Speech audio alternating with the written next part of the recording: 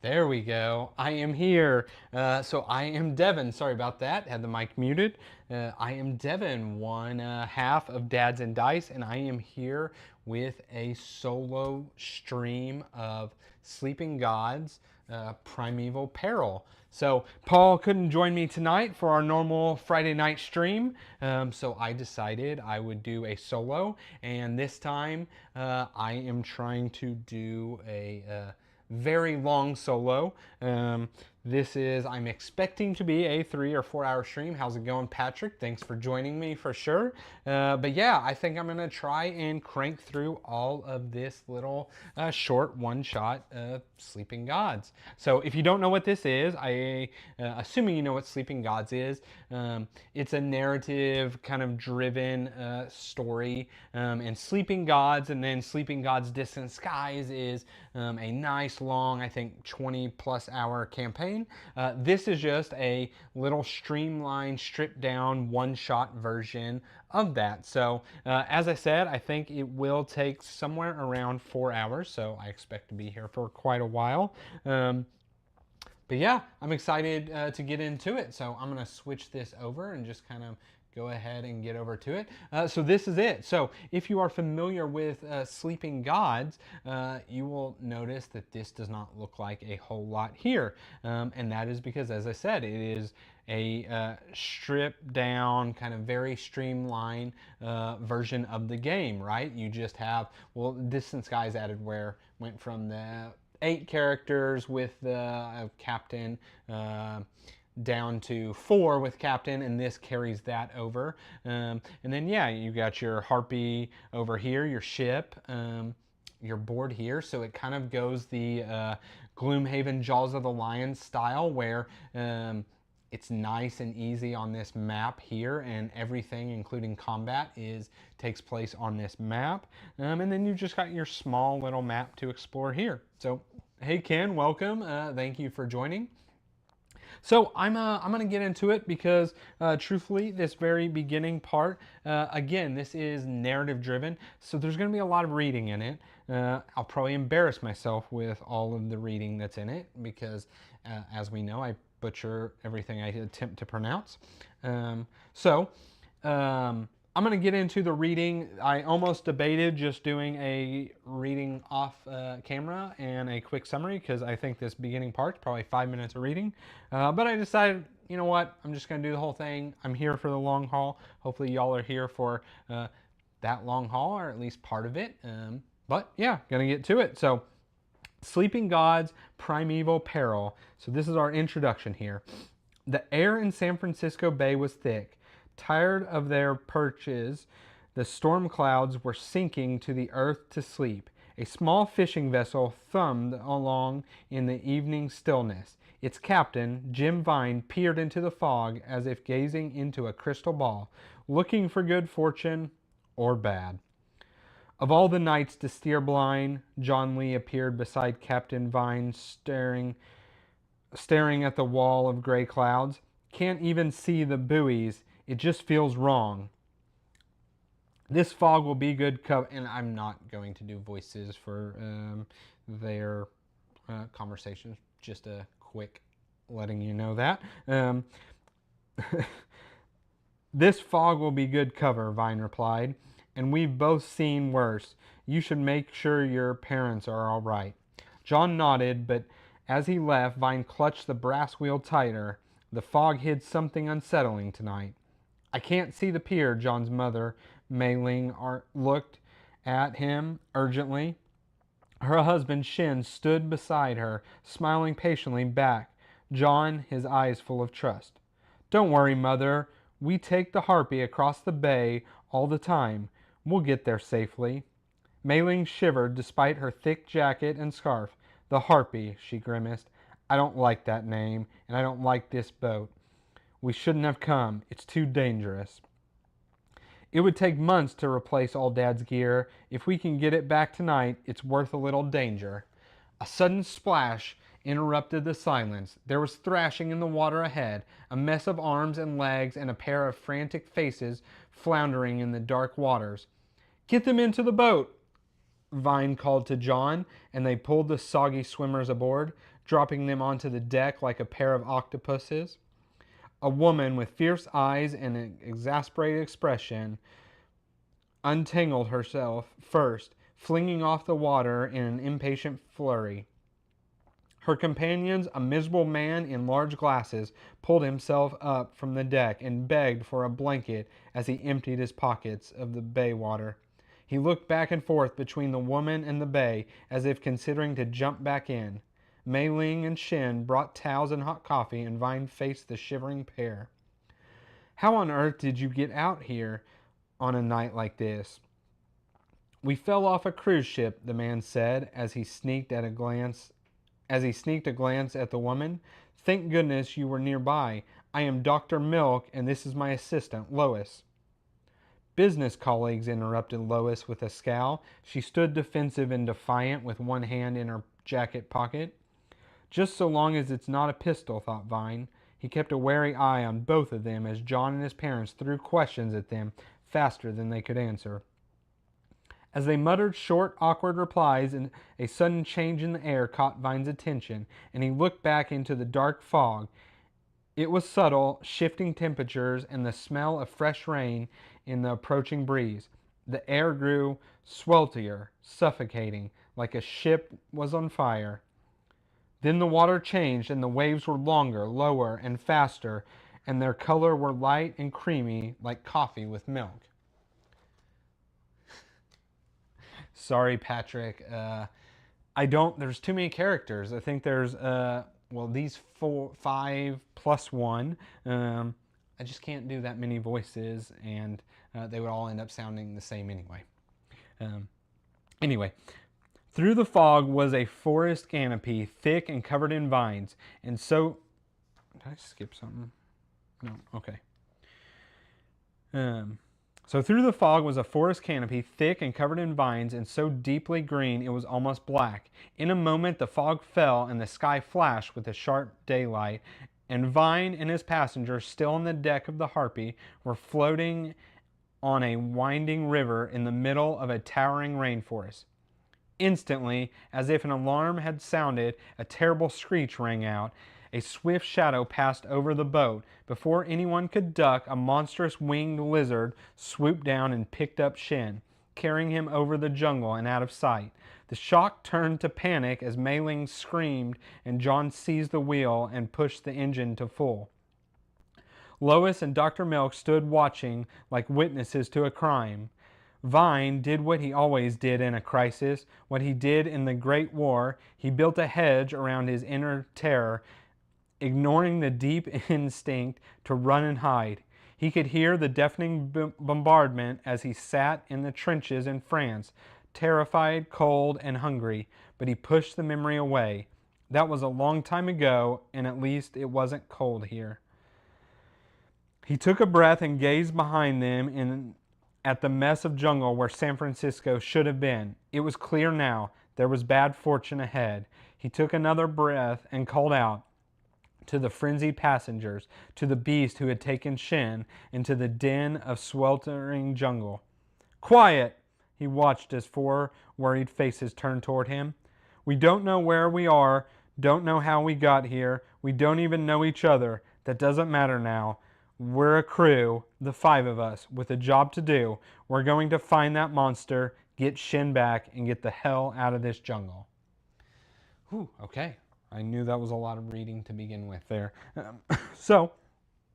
I don't know that I mentioned this or not. I have not played this, so it is all new to me. So we're just going to go through it. After all of that, I'm going to gain, so in this little story deck here of all cards, I'm going to gain cards 2 and 3 and 55. Okay, so 2, 3, 55. So it looks like we have a fishing pole. We have some useful gear. And we have a quest. Save Shin. A giant flying lizard snatched Mei Ling's husband, and John's father, carrying him north over the jungle. We must rescue him and find a way back to San Francisco. At the start of the second turn of the game, read A, then place this card in the box. I didn't think about where to put quest and stuff, so they're just gonna sit over here. And then I got equipment. So equipment you actually equip onto the characters. And this fishing pole just uses your one hand. This uses two hands. You can, of course, have 2 hands worth of stuff equipped. Has a 2 on here that refers to the number of the card. And then it increases cunning, I think is what that is. Yeah, cunning. And this one increases crafting. With an ability, when you rest, you gain a meat. And when you rest, you gain reroll tokens. Okay. Well, I'm going to stick this. Makes the most sense on Lois here because she already has a couple cunning. And for the crafting, this guy does a little bit of everything, of course, because he's the captain. There's John. Laming. I'm going to put on John. John's kind of unskilled, so I'll make him a little bit better at crafting there. Okay, that's it. That's really... I hope your voice keeps up until the end. Long game. Yes, I also hope so. Really, as long as I get through it, I can be, horse rest of the weekend. Got nothing planned. So, how it works. The beginning of each round, I am going to draw an event. From what I understand, most are negative, but I will draw an event, then I'll get to do actions. I'll go to them, and I'll just go over them now. So I can spend up to 5 time worth of actions, and then that's kind of 1 round. So I can travel, so I start here, and just every time, I hope you can see, probably not, but there's dotted lines here. Every time you cross a dotted line, you spend 1 travel. I can explore. So there's circles, which refer to stuff in the book. There's these little squares, which refer to stuff in this little, well, also book, different book. But they're actually printed on here. And, oh yeah, so that's exploring. It's the different things there. I can rest. So resting doesn't cost any time or actions, but it is the timer of the game. So if you can see my little pad here of my log, I'll put this there. I'll just kick over here. I have these little moons here. That indicates I am resting. So I can rest 6 times, and then after I've rested 6 times, I have 3 turns left, or I fail the game and lose. And I don't really want to lose. I'll go into losing. That's one way to lose. The other way to lose is if all 5 characters reach 0 health. I think that's it. I think those are the 2 ways of losing. I think maybe if the event deck runs out. We're going to hope not to run into that, so I'll look at it if I need it. But yeah, so I'll cross that out. So when you rest, these are stamina. This is how your guys actually do actions. So they either participate in challenges or they have little abilities, but they'll spend various amounts of stamina for things. When you rest, everybody gets all their stamina back, which is 3, maximum of 3. Everybody will heal 2, and then you can remove 1 status effect, and then I can spend, it is food and meat to heal an additional 5 worth of points. So, cool. And the last thing you can do is repair. Meant to put this here. The Harpy boat here starts at 6 health. And you can spend 2 time to do a crafting challenge and heal a little bit of the Harpy damage. Yeah, I'm just going to get into it. That's all the actions, and we keep doing it till hopefully we win. So first up, we got Mei Ling's Despair. So starting off great. Mei Ling is worried for her husband Shin. I did shuffle this deck, but ironic that I literally know nothing going on, and we get this card. This is the only thing we know going on. So, Mei Ling worries her husband Shin is already dead. Mei Ling gains, what is this, madness, which is ironic because madness means you cannot use any of your abilities, and her ability lets her spend 2 stamina to cure madness or frighten. So she can't even do that. And that's it. Now I just do actions. I feel like the most basic of actions to do.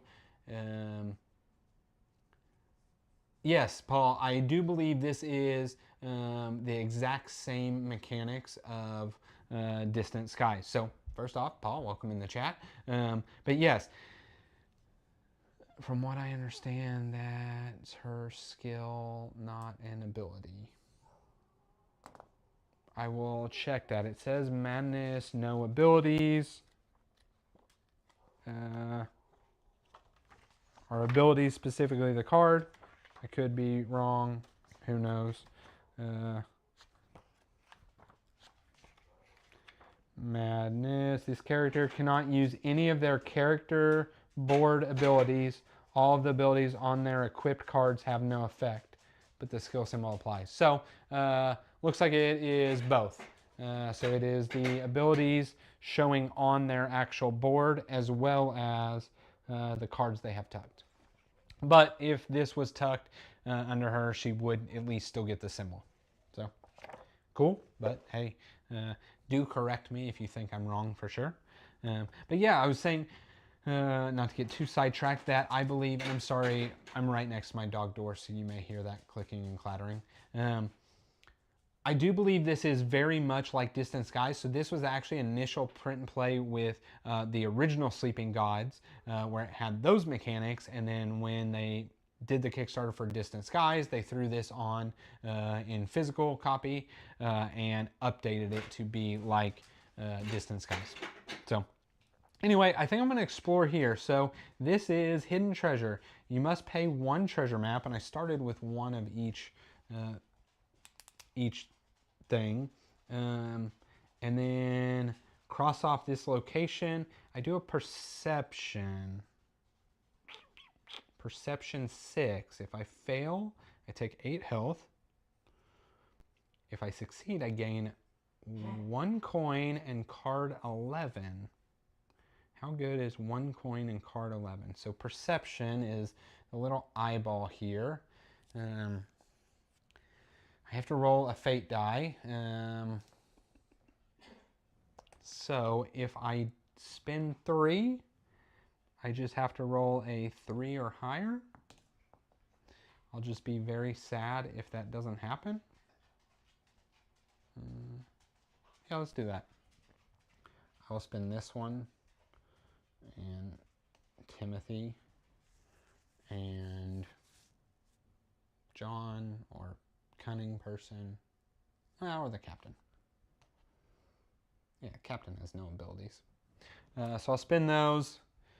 Let's roll the fate die. Oh, 6. Look at that. I shouldn't have spent any stamina. It's a fate deck in the other game. Oh, yeah, that is also a different. There are some differences. You are right. Combat is literally on this storybook to begin with. Again, it's just a very stripped down, streamlined, basic version of everything. So anyway, I rolled a 6, which meant I needed to spend no stamina, but I did what I did. I get a coin. Oh, I have to spend a treasure map. I get a coin, and I cross off this location, which is here.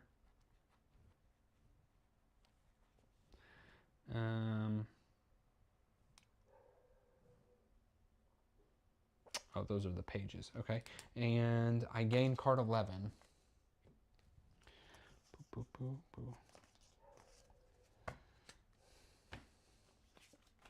So card 11 is a pocket watch.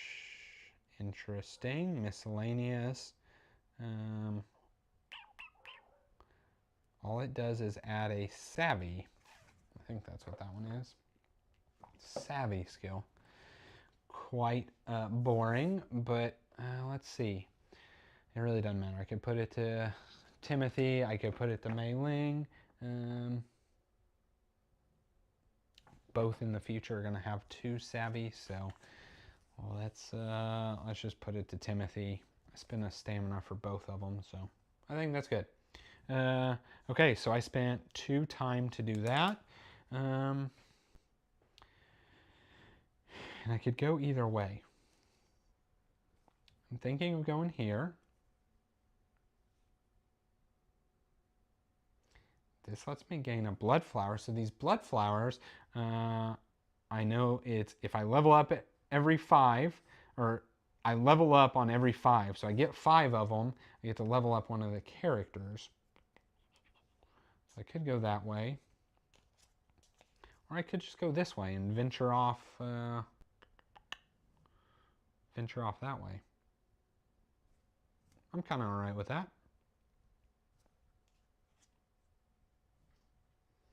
Hello, this is a Brazilian who is part of a board game community. This game arrived last year with 2 expansions. Been success. Very cool, Bruno.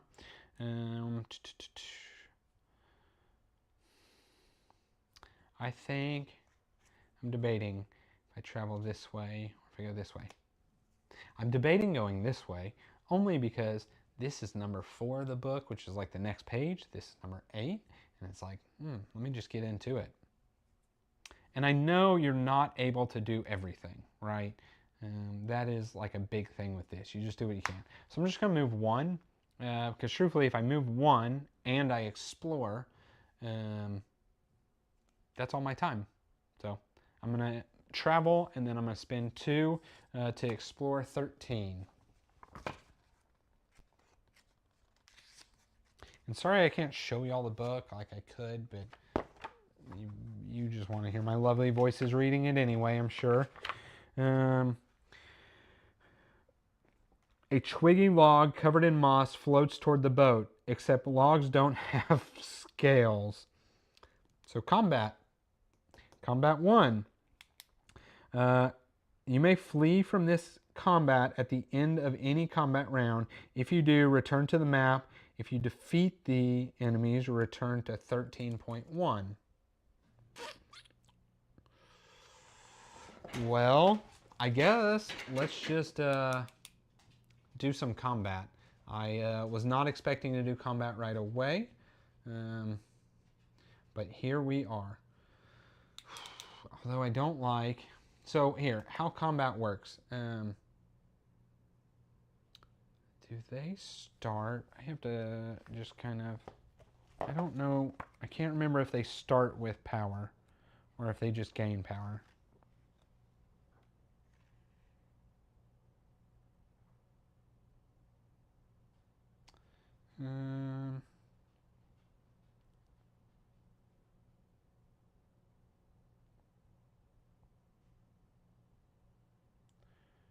Okay, they start with...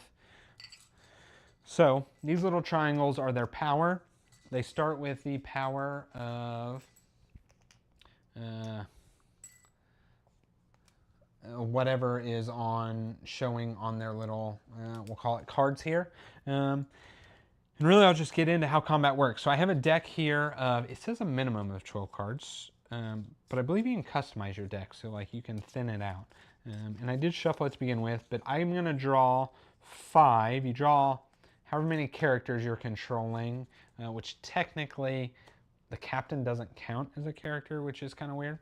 So you're controlling 4 and then +1. So then the captain kind of does.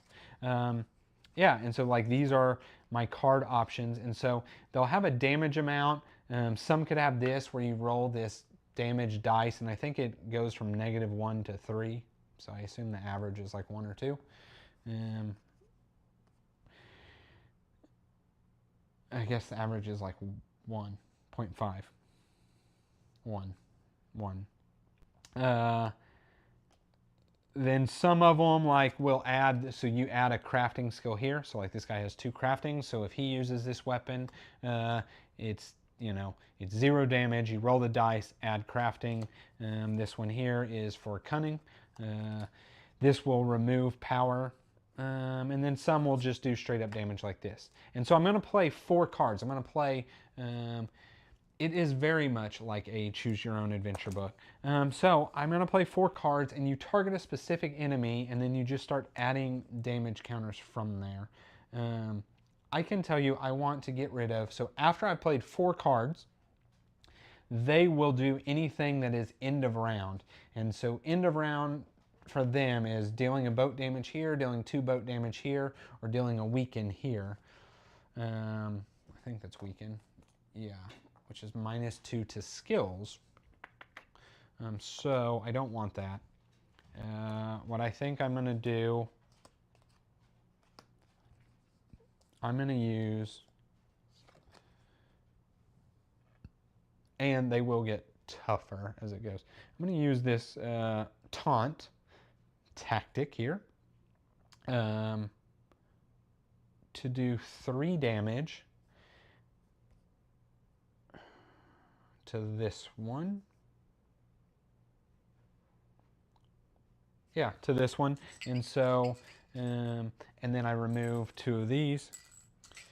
And so how this works is I start from somewhere, and then I just go adjacently, orthogonally adjacently from there. And every space is 1 unless it has a heart, in which it's 2. I'm going to do the 1 boat damage and the 2. And that is 3 damage there. And then they counterattack for 2 damage. So who knows? Maybe I lose right away. I'm going to hope not, but we'll see. And then I believe the way I understood it, right, this person has gone, so they cannot go again. So I have to choose somebody else. Let's just do good old John over here. John's a brute. He got 9 health. That young boy, tough. So 0 damage. I roll this dice. 1. So that is 1 plus his crafting, which is 2. So 3 damage. And I remove, oh, I was supposed to decide who I was going to target. I want to get rid of the boat damage here. So I'm going to remove 1 of these. And I'm doing 3. So 1, 2, sort of a bummer because this will be wasted. Is that what I do? Maybe I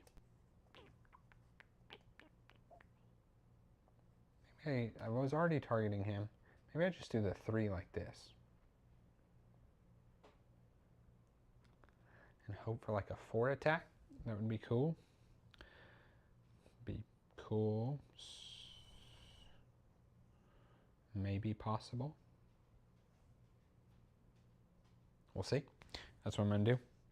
And then he counterattacks for 3. I feel as though I'm getting beat up hard. So I can taunt and remove this.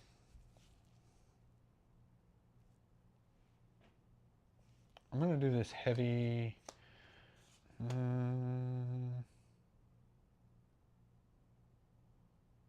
Nobody's like tough. I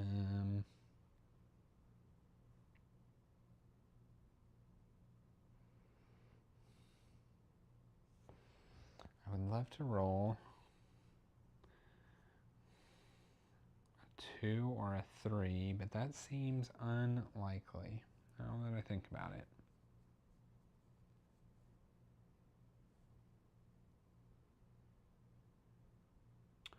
Maybe I do this. I should average getting a 1. Yeah, I'm going to do the heavy machete. With, it doesn't matter at this point.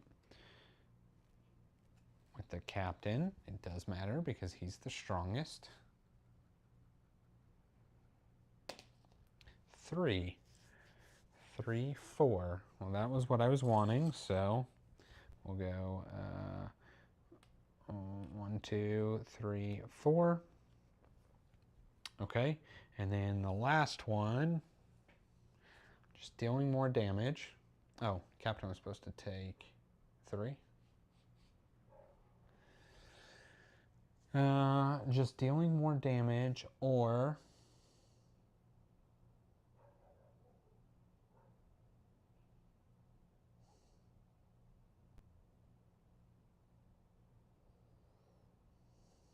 so when I rest, everybody heals 2.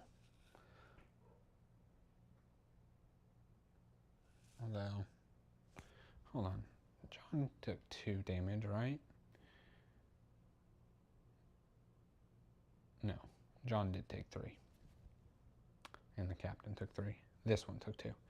Maybe I'll just try and do more damage.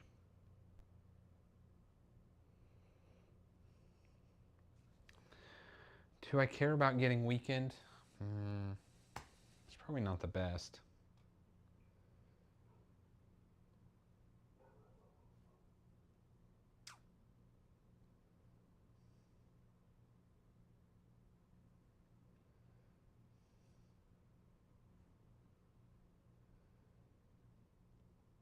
You know what?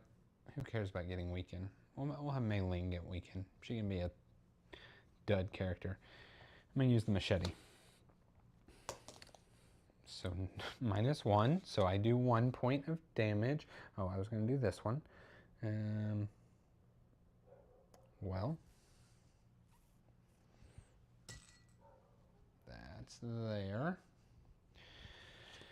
It doesn't matter because it didn't anything. Okay, so that was 4 attacks. So we do end of round. So somebody is getting weakened, which is going to be Mei Ling. And then I discard these guys. I feel like I should not have fought this thing, but whatever. And I draw 5. 1, 2, 3, 4, 5.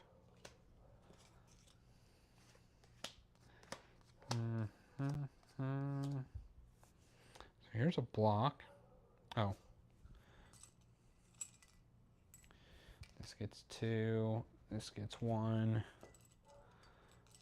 This croc is like terrible now. So I should probably use this taunt again because it's 3 guaranteed damage.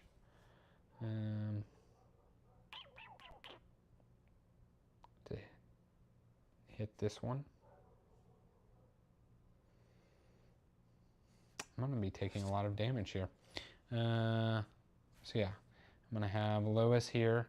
Use this. Remove 2 of these.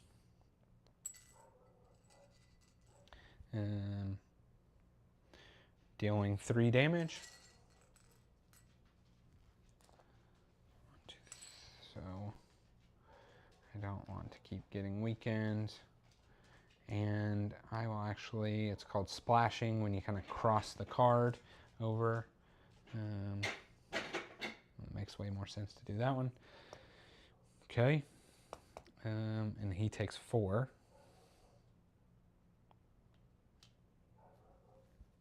This seems as though it was a terrible idea. That's okay. I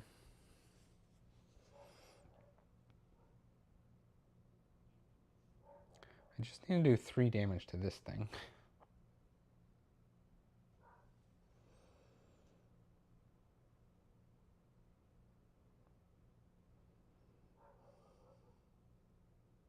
I have to do a 4 damage hit on this thing.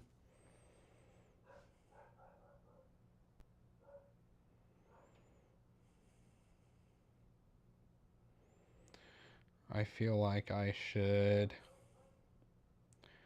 try and kill this or this. And then maybe cover this.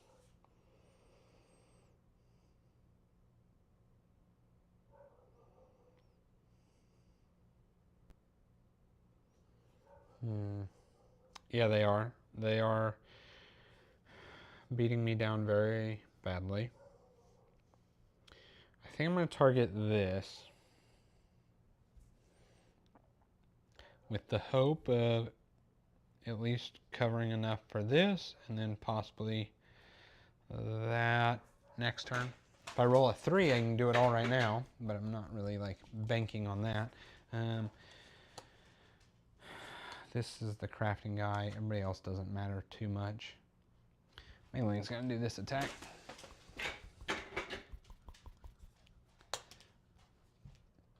So 3, okay. Here.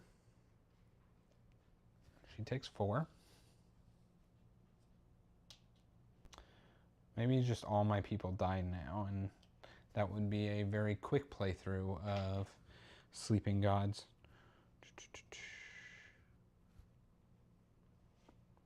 This pistol's sweet. I should be using this pistol. It's straight up 3 damage and the die roll. And a block. It's way better than the machete. Should have been using that to begin with. As long as I don't roll -1, I can kill this croc with it.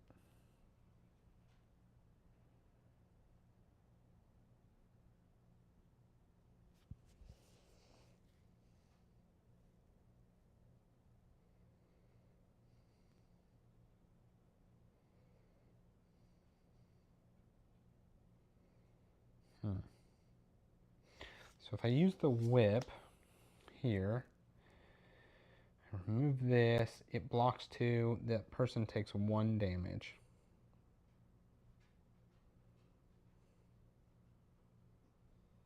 Lowe's gonna die. That person takes 1 damage.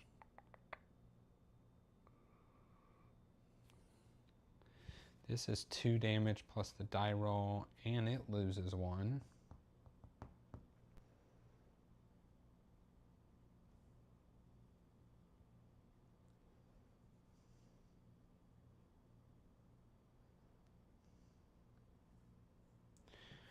Oh man, maybe I have 2 more to use. Maybe I do this to this croc. The person will take 3 damage. Who can take 3?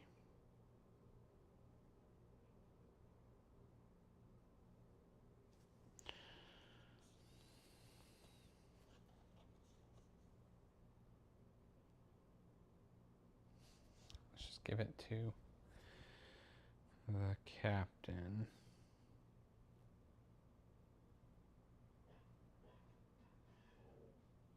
Yeah, let's just give it to the captain.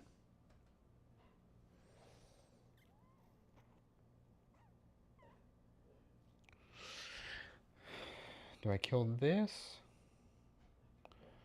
or this? I think probably this. So I'm going to target this one. No, whoops. -1. That was not what I wanted. So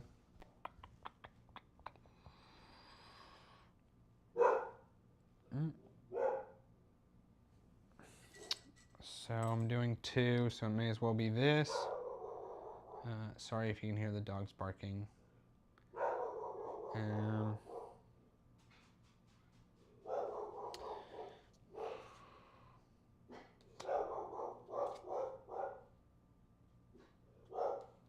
Oh, well, he takes 4 -1, so 1, 2, 3. Oh man, I'm getting beat down very badly. I'm unsure what they're barking at. Probably somebody walking.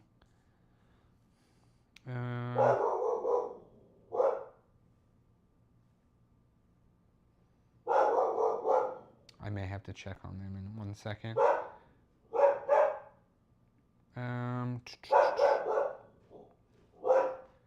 Coda.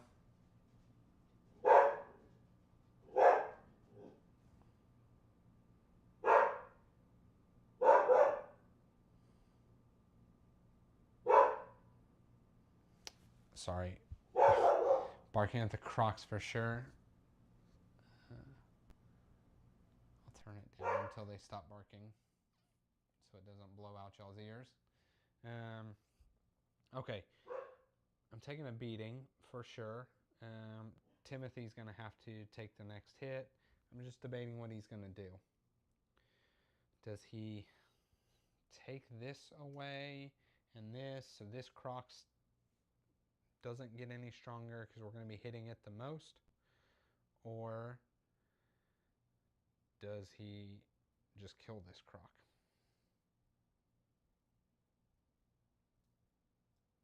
It's probably just killing this croc.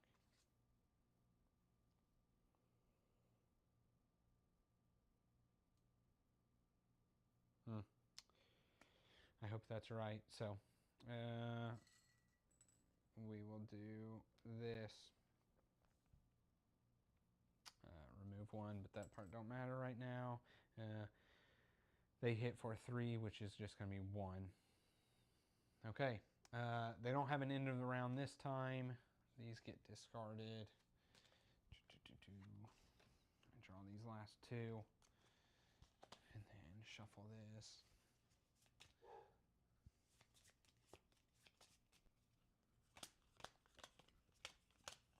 So I probably should have gone up this way. But you live and learn. I should have known. This is like story thing 13. This is story thing 1, right? So I drew 2, 3, 4, 5.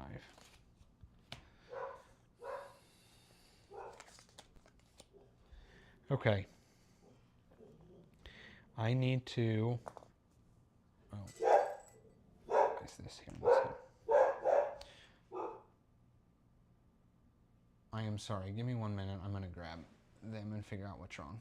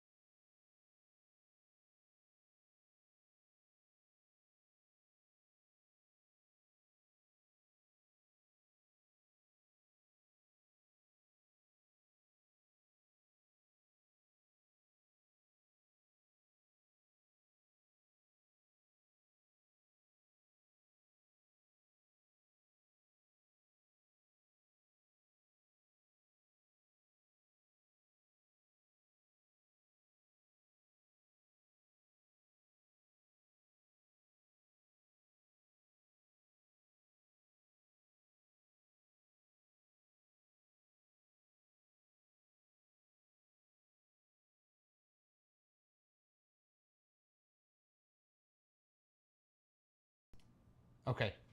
Super apologize for that. Of course, nothing was outside at all. So who knows what she was barking at.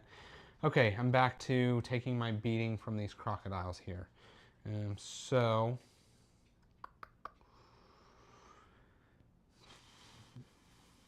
there's a good chance I made the wrong call going this way and we die.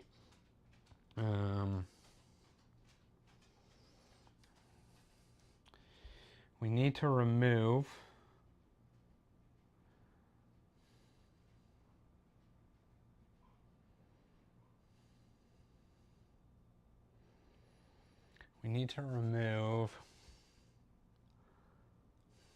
these so that they don't just completely destroy everybody. However, whoever goes first is going to take a beating from them.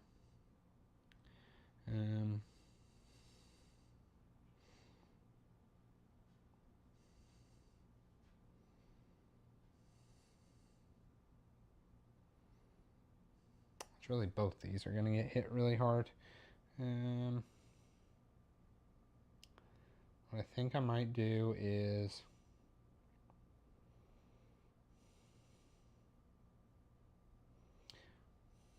I'll have Timothy use the pistol. Let's hope not to roll a -1 again. And target this one. He's just going to take 5 points of damage. Yeah.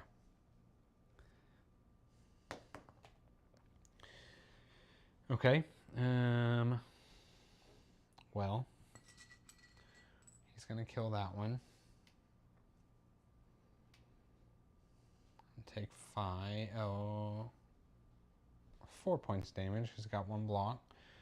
So 3. And then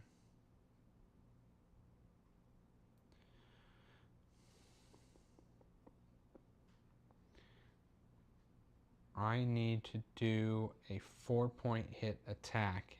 And that's going to be really hard, especially without those pistols. I would have to roll a 2 on one of these. Maybe I should have retreated after the first round. But now I'm like pot committed.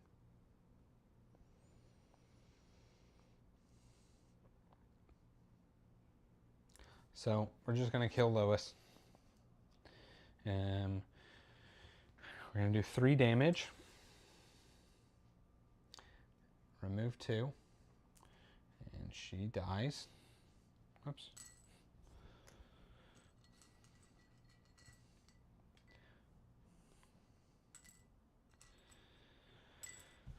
We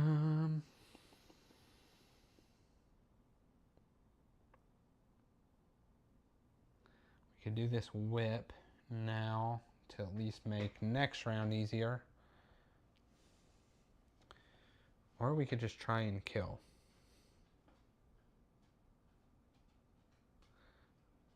I got 2 chances to roll a 2 or a 3.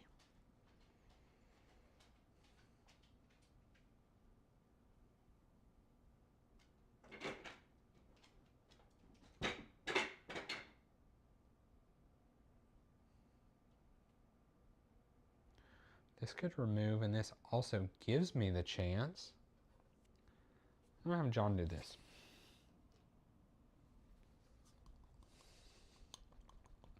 So it removes this.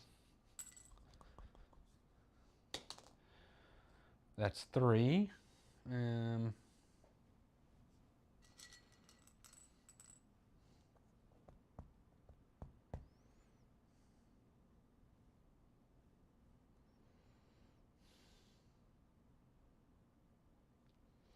That's 3.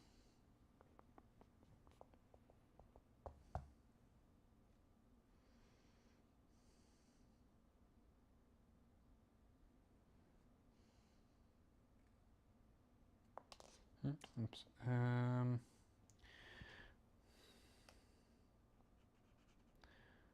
just going to put it here. Okay, so he takes 2. And the last person, it's going to be Mei Ling.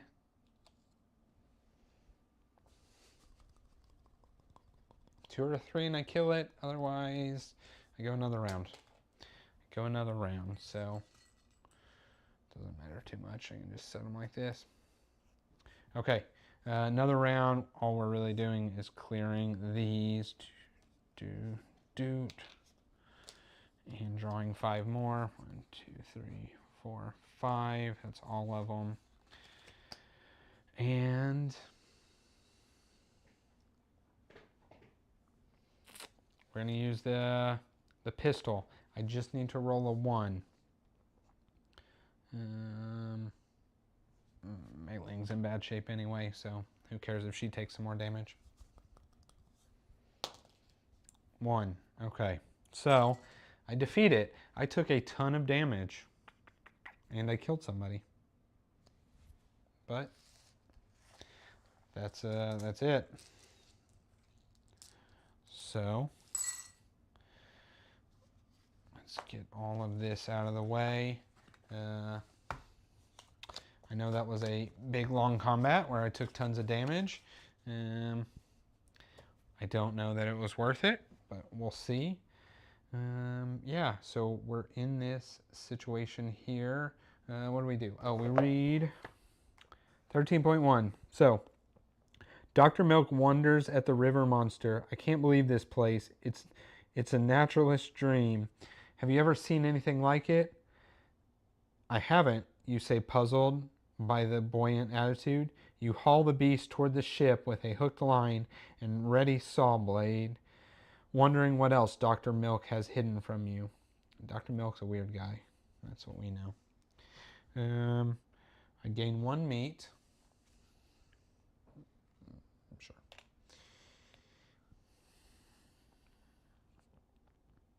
3 blood flowers. Hey, that's good. That's what I need to level up. So 1, 2, 3. And card 24. Card 24 is where it all becomes worth it. I hope.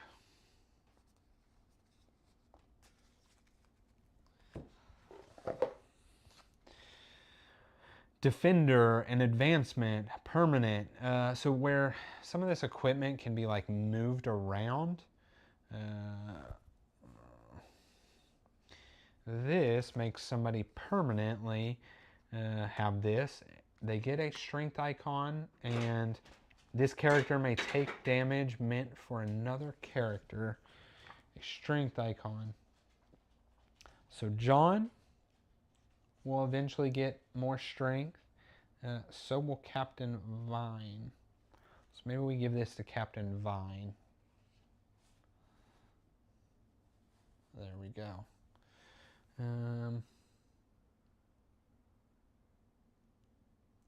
Okay, that's it. I'll remove all this. That's all I get. Cross off location 13. So I sure hope all of that was worth that. My boat is fine. My people are not. And if I heal, everybody just heals 2. I probably don't want to do a combat again for a while. This was 1 blood flower for potentially 8 health. I do have to see on... I'm sorry, give me 1 second. I assume while Mei Ling is dead, she can't use any of her tokens.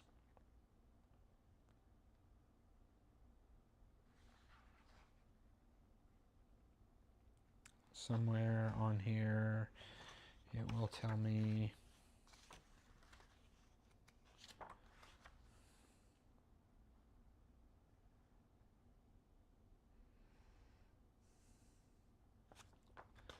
I guess she's not technically dead. Maybe she's dead. Maybe she's dead and the doctor keeps reviving her.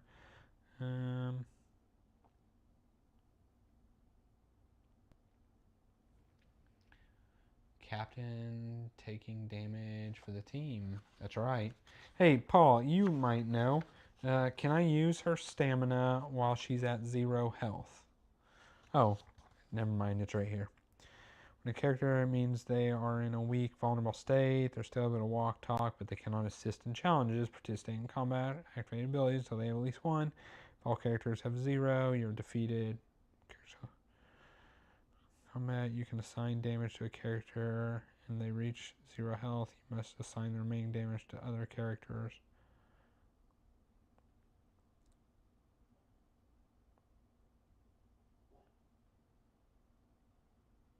Yeah. Okay, so here's the thing. I don't want to rest. I don't want to rest because I've used 3 stamina markers. So I think Mei Ling there is just going to stay dead. That's it. And now I just go to, I think, back to the top of the round.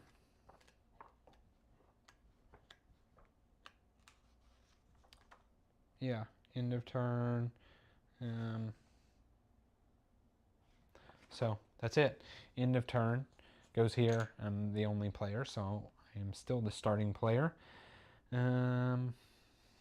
get an event, and we're supposed to do something at the start of the 2nd turn of the game. Read A. So let me read A.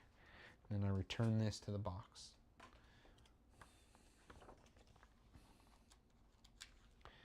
A.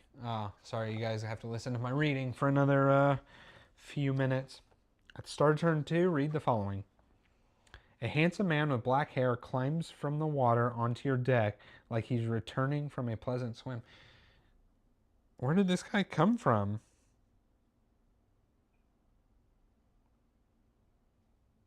Where did this guy come from? That's it.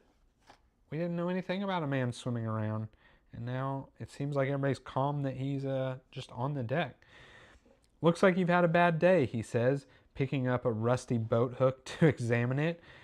One of your friends was taken by the monster. A grin grows at the corner of his mouth. Mei Ling is the practical one who is panicked. Mei Ling rushes forward. Do you know where it took him? You have to help us. No, she's not. She's asking him for help, not worried where on earth this guy came from and why we just let him climb on the boat. Anyway, tell us what you know. The man shrugs. I'm afraid I can't do much, you see. The monster lives in the cliffs above Zakra's waterfall far up the river, and the only way to get all the way up there is to bring an offering to Zakra. Who's Zakra, you ask? He's a god, the man winks, a god who sleeps deeply in a distant tower, but his spirit wanders this jungle. He'll want an offering, at least 20 blood flowers. Maybe it's good that I did combat and I have 3 already. Mei Ling shakes her head. This doesn't make any sense. Don't tell me stories about gods and flowers. Just tell me where to find my husband. The man chuckles. Just as I said, you can find the monster in the cliffs above Zakra's waterfall. It's at the head of this river, but don't waste any time or your husband will be dinner, and bring the blood flowers. With a final eerie laugh, the man dives into the river and disappears. Dr. Milk dashes to the gunwale, waiting for him to surface. But he doesn't. You heard him, says John. John is dumb. Let's find the waterfall. Like, John's just like taking this man for, hey, I climbed on your boat, and told you this weird story. I guess it is John's father, but whatever. I know a huckster when I see one, says Lois. I don't buy his story, and I'm sure he's hiding something. There we go. Where's Lois? That's my girl.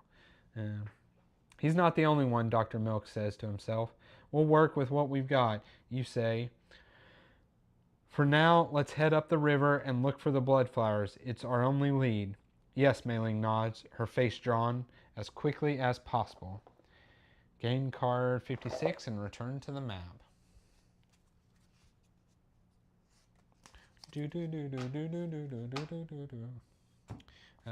56. Zakra's waterfall. A strange man told us to find Shen. We must bring 20 blood flowers to the waterfall up the river to the northwest and offer them to a god named Zakra, who will open the way. We must hurry before Shen is consumed by the flying lizard that captured him. Northwest. That looks more like a waterfall, just based off the picture I'm seeing. But northwest is here. So I guess that's where we're headed to save Mei Ling's husband, who we don't actually care too much about Mei Ling, so maybe we don't care about saving her husband. Regardless, now we do an event. Scorpion. A scorpion drops from a hanging branch and stings Captain Vine. Captain Vine gains poison or venom. Start of the turn, lose 1 health, and gain a fruit. Okay, so the fruit is a cool thing because when I rest, I need a fruit and a meat to heal an additional 5 points, which I want to do. It also can just straight up heal 1 point, which, oh, it's Lois that's dead, not Mei Ling. And Lois has 3 markers. And Lois could have also been re-rolling. That was probably my bad. That's okay. I really want Lois alive. Look at her cunning. I'm going to think on that. Okay. First thing I'm going to do is I'm going to go travel. We're going to travel to page 8. So we're floating this way. And it says 2-2, so we're here.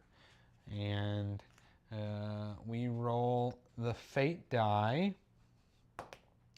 Ooh, look at that. On a 1 to 4, you'd have taken a boat damage, but I didn't. Okay. Here, Overgrown Trail, you can pay 1 rope and then cross off this location. You can gain a coin and a blood flower. 9 savvy.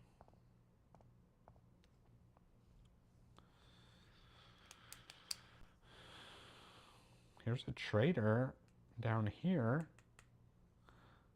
that you buy things. I have 2 coins, and he has something that costs 3 coins. So maybe I do this.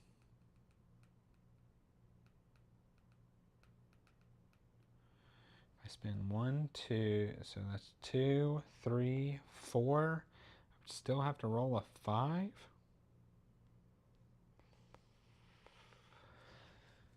Oh, sorry.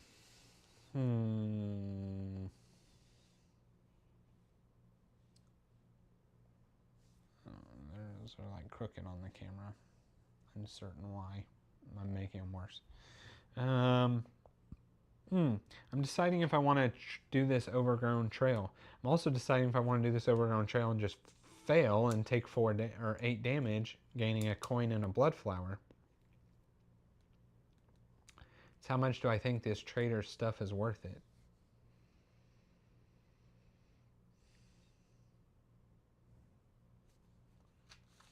So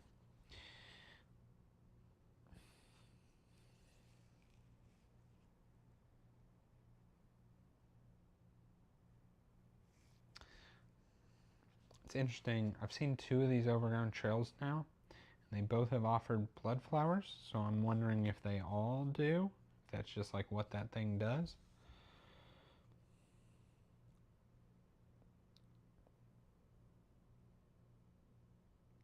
I also don't want to fight these things. Although they look easier than the crocs, these get poison. They heal themselves. I don't care about that. They get poison. Which I don't want. Even though it gave me 3 blood flowers, I feel like I must heal before I fight something. They're called a boulder roach, so I'm thinking they're sitting right here at number 22 where this boulder is. There's also a boulder here. If I took 8 health, 1, 2, 3, 4, 5, 6, 7, 8. Is that worth it?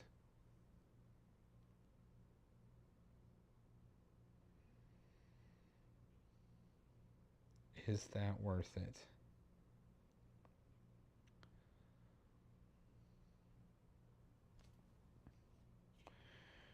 I explore, and I move 3.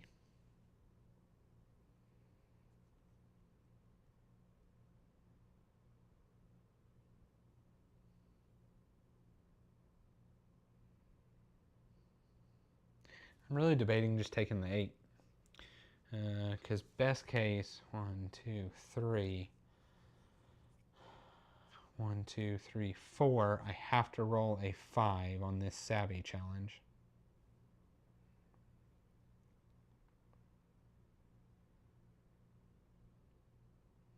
8 damage. I mean, it cost me well more than. Let's see. That's 8. I lost 14,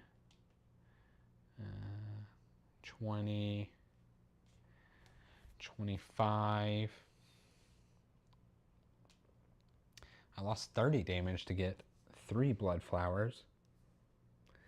So that makes the cost of 8 much better.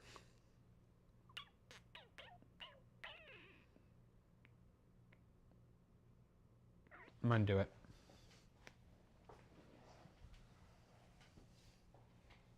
This doctor can heal poison for 2 stamina. I really think I'm going to have to heal soon.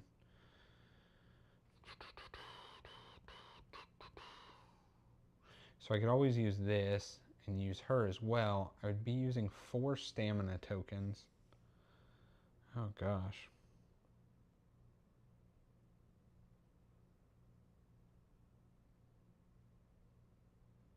Whatever. I'm gonna take the. I'm gonna do it. I'm gonna explore. I'm not gonna spend any stamina tokens. So that's the wrong die anyway. That kind of pisses you off, but that's okay. I take 8. 1, 2, 3, 4, 5, 6, 7, 8, because we don't care about mailing. And because he's going to lose 1 health at the start of the turn. We're going to do that. We're going to get 1 coin and another blood flower. I hope that was the right call. I'm going to spend 1 to travel, and then I think I'm going to explore 12. I have so much of my stamina tokens and so little health. Okay, we're exploring 12. Do this. Maybe it'll give me another coin and I can buy this other card. 12. You steer the harpy close to shore, trying to catch a sight of crimson flowers on the beach. But as you near the trees, a swarm of vines shoot out at you. Thick green tendrils grasp the hull from bow to stern, reeling the harpy back toward the jungle. The old boat groans as it tips to the side, threatening to crash against rocks near the shore. This is like the world of, if you guys have ever seen the movie The Labyrinth, that's like the world I'm picturing I'm in right now. So I cut the vines free from the boat, strength 8. If I fail, I take 4 ship damage. That's pretty terrible. Well, we're going to use 1, 2, 3, 4. Going for a 50% shot here. This, and this.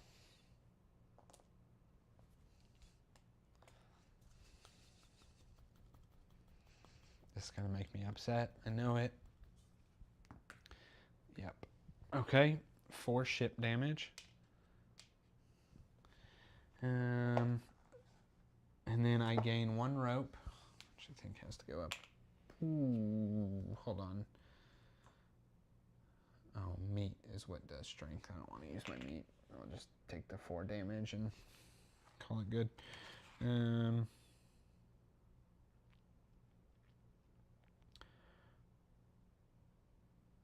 card 21.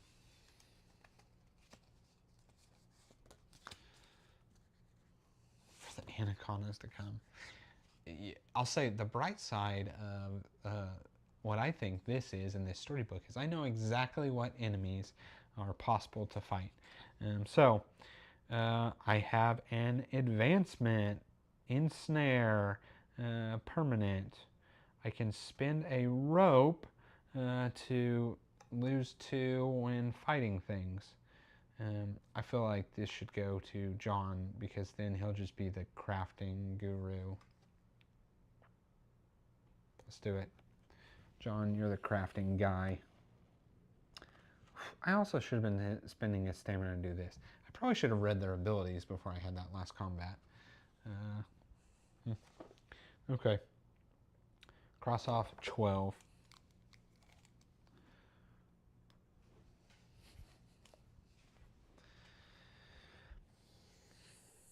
Okay. I'm about to have to get an event, which is going to be bad. Do I want to repair the boat, which is crafting?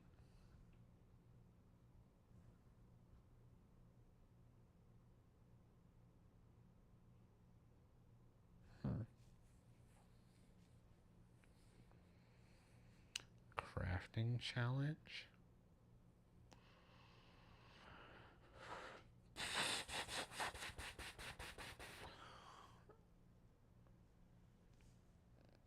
I'm gonna do it. I'm gonna end the turn. We'll get an event. Ooh, it's not a bad one. A supply cache. You find a pile of crates covered in spider webs behind a rock. I gain a rope and a map. Okay. Now I really probably need to start spinning this stuff.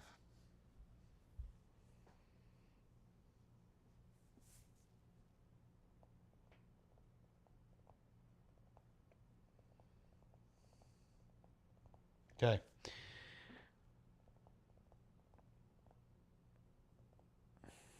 I am thinking I will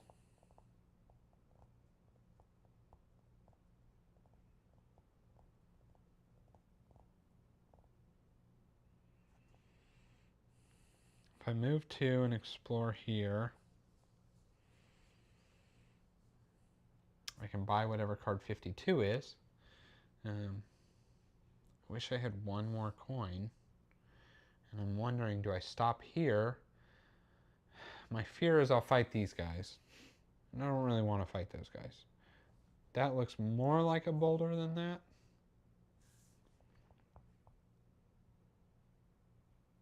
At the same time, here, there's like a little land 2 fight. So it's like, do they jump down on me from the bridge, or do they just like throw things at me from shore? I'm going to skip 22. I'm going to go 2, and then I'm going to explore. Oh, I could explore 36 first. I'm going to explore 36 first. Oh, I crushed my boat. Okay. 36. It's toward the end. It's got to be good. 36. It's literally toward the end. There's only, it goes to 37.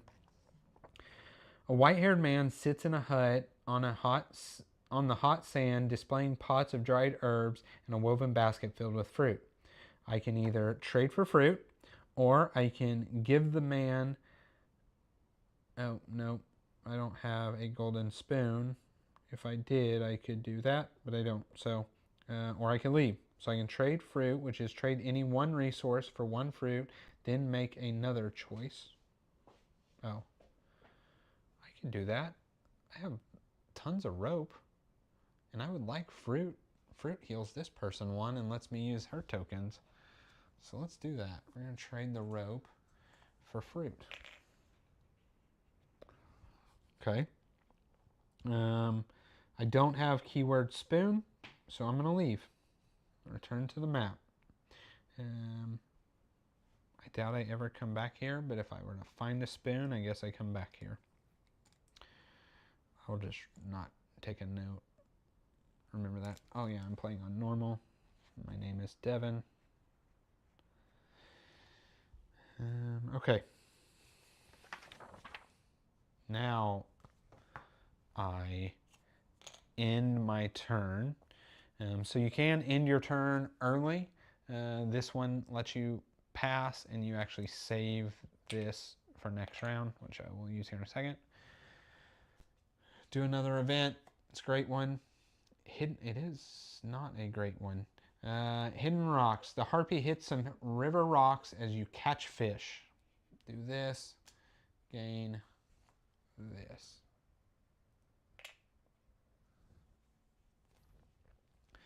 I'm going to check when I rest if I can do that trade of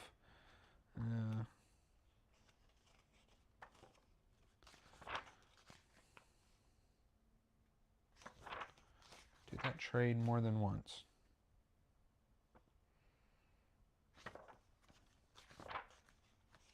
Because I will be resting very soon. Rest. Each set. So yeah, you can trade multiple meat, and so I can do a lot of healing. I have 3 full sets. Oh, this guy is dead though.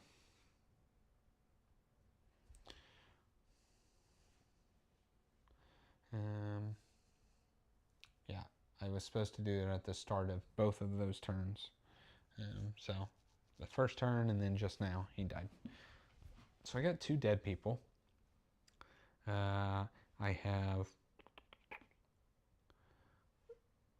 multiple people at 1 health and yeah, multiple people at 1 health.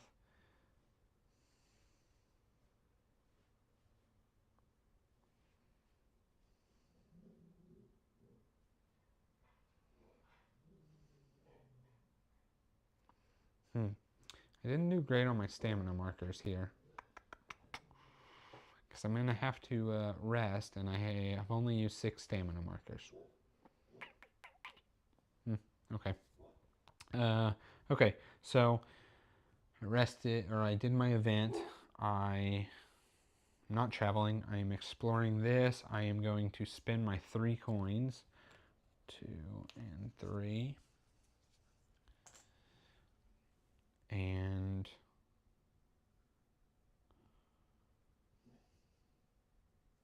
what was I doing? Oh, getting card 52. Oh, it's a combat item. I guess that's cool. Chloroform. What a combat item. They just straight up lose 6 dealies. That's interesting. That is probably not worth it.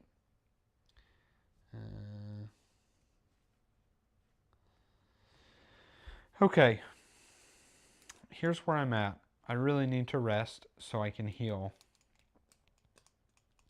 But I have a lot of... I explored. Oh, hang on. 1, 2. I actually think what I will do is...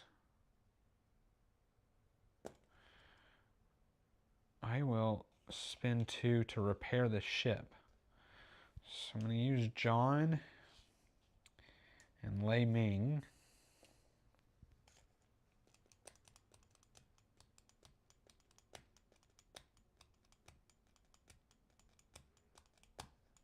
Just kidding, Lei Ming is weakened.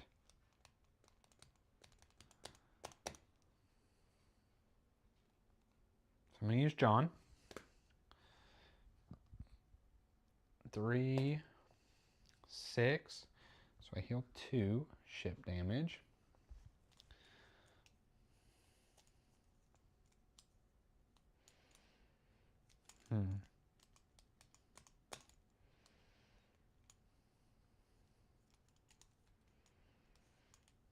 Thinking the best way to use my stamina markers. So I could...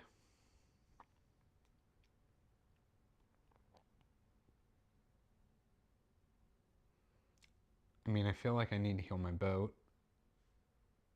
So I could just go ahead and do an event, which hopefully, you know,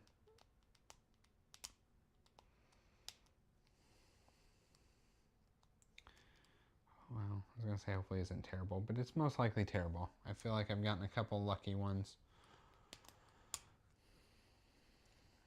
Or I rest.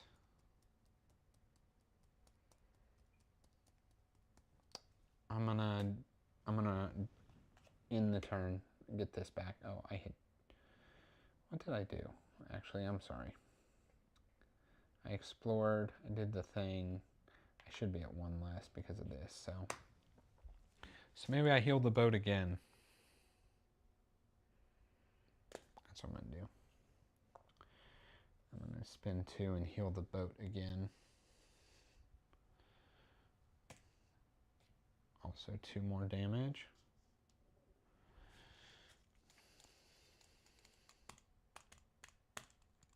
Okay.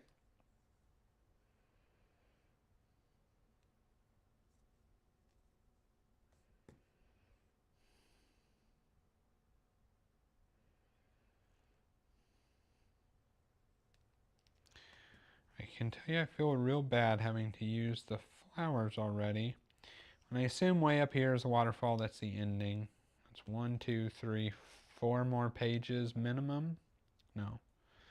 1, 2, 3, 4, 5 more pages. Use a flower at 2.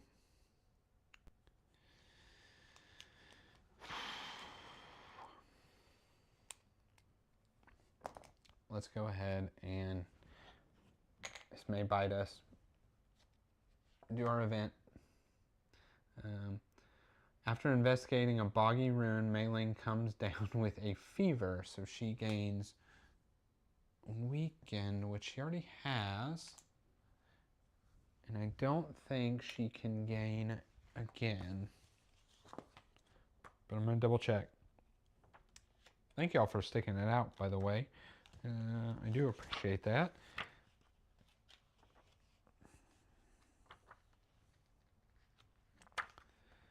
Sorry, status is...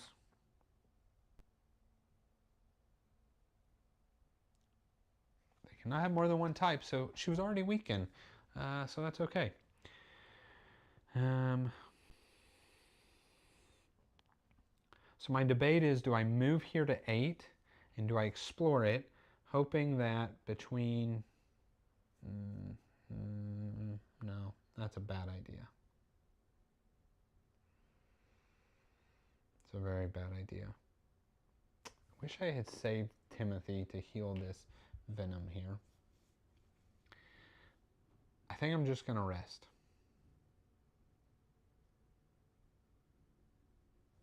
Yeah, I'm just going to rest. So, resting doesn't cost any time. All characters gain their things back. All characters heal 2. 1, 2, 1, 2, 1, 2, 1, 2, 1, 2. And then I can spend sets of these for 5 health worth. I spend 2 sets. Boo, boo, boo, boo. 1, 2, 1, 2.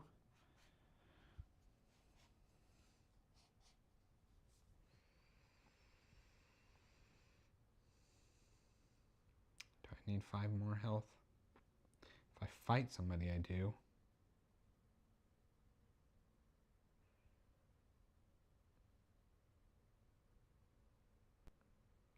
And I can remove 1 status. I don't really care about the madness. She just sucks. The weekend. Mei Ling is just terrible. Mei Ling is the worst. I don't want to keep losing a health every turn. So I'm going to get rid of the venom.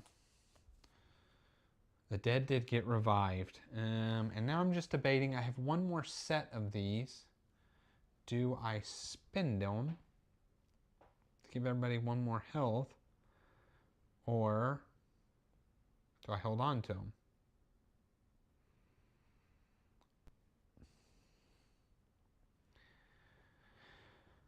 Nothing has required meat so far. I'd be so sad if I don't have it and I need it. It looks like I had 1 more coin.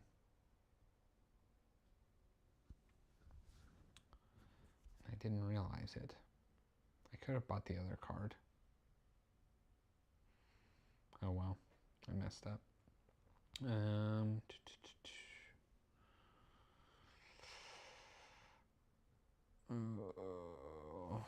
Let's just go ahead and use it. We'll heal.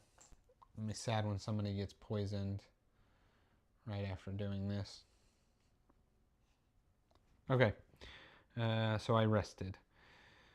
Now I'm going to travel, and I'm going to explore 8, and I'm going to pray it's actually not a combat. Even though I healed a bunch, I don't really want to fight another combat right away. So number 8.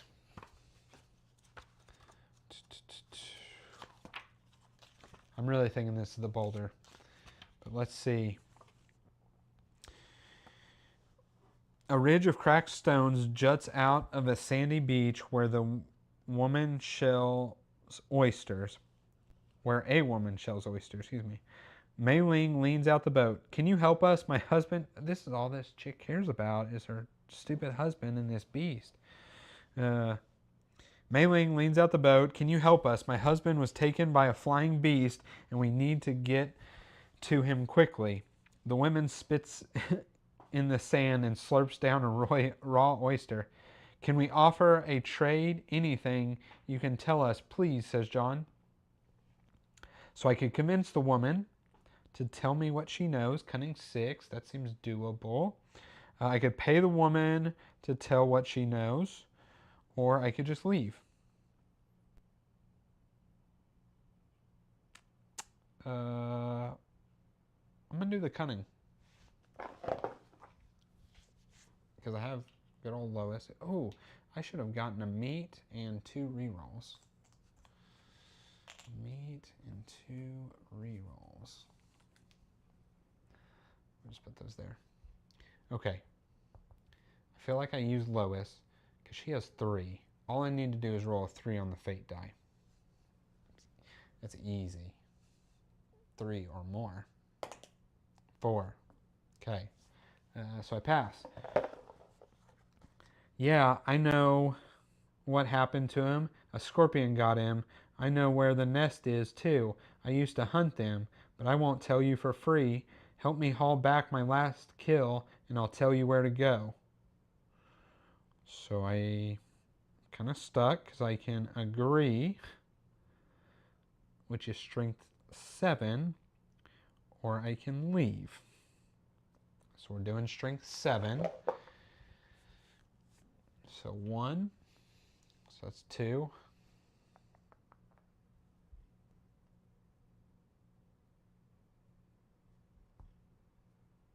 Timothy, you're better at savvy. I need 7. I'm at 2. If I do this, I just need a 4, 5, or 6.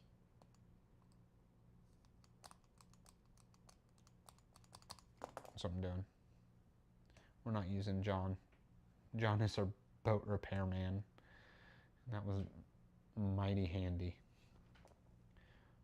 Okay. 4, 5, or 6. 6. And knocking everything over, splashing the pot. You know, we all know I'm not a big fan of the output randomness. And like committing stuff before and then rolling is just not the way I like to do it. I would almost certainly rather roll and then commit to build extra, which I feel like you could definitely do with a game like this. Regardless, I passed. So I go to 8.3. She leads you on a chase through the jungle, across a stream, through a bug-infested marsh, and finally to a huge hairy buffalo lying in a heap on a pile of wet branches. There, she says triumphantly. It's beautiful, isn't it?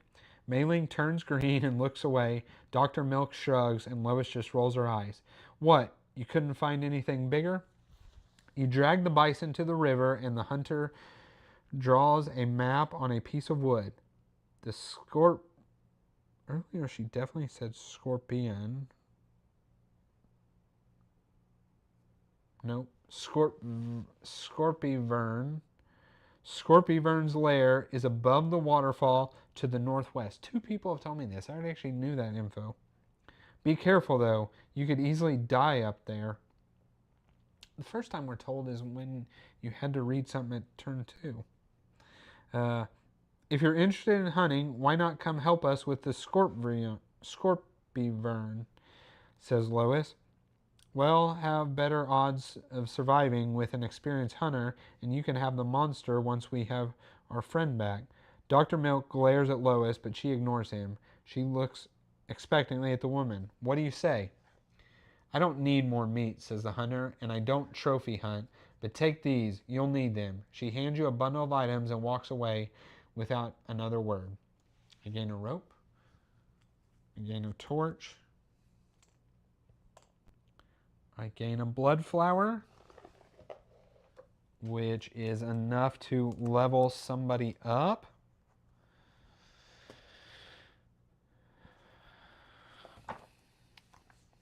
So this is, I get to pick who I want to level up. Also, interestingly enough, you can only level 4 of the 5.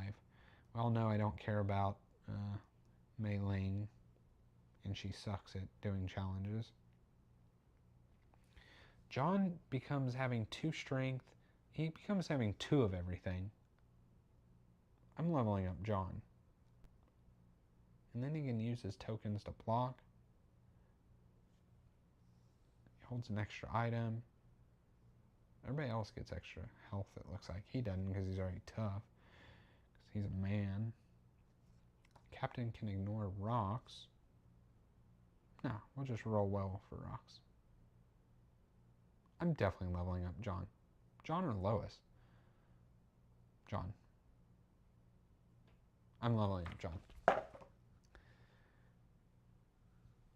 Yeah, Paul, I mean, it's, you know, it is what it is. I'm not hating it. I understand that I've had good ones. I've had bad ones. It's just like, you know, you commit like that one. I rolled a 6. I technically committed, what, 1, 2, 3 strength. I needed 7, so I got to 9. And, like, it's just going to happen. And like that one earlier, this one, where I lost 8 health because I was going to have a savvy 9, right? Like I knew I could have rolled a 5 or a 6, but odds are you don't, so I might as well just lose the health instead of losing the stamina and health. And I guess thinking about it that way, right, I would have had less stamina and the same amount of health loss if I had tried that and failed, so I'm not actually too mad about resting. Anyway, I'm leveling up John. John is becoming a real man, like his, well, I would say like his father, but his father is taken by some flying lizard. So, unlike his father, he is a real man. Okay. John is now level 2. Let's level John. I'm so glad I got the crappiest pen I could find because I was in a rush to get started. John is level 2. I'm pretty sure they don't get to heal anymore when they level up. Character.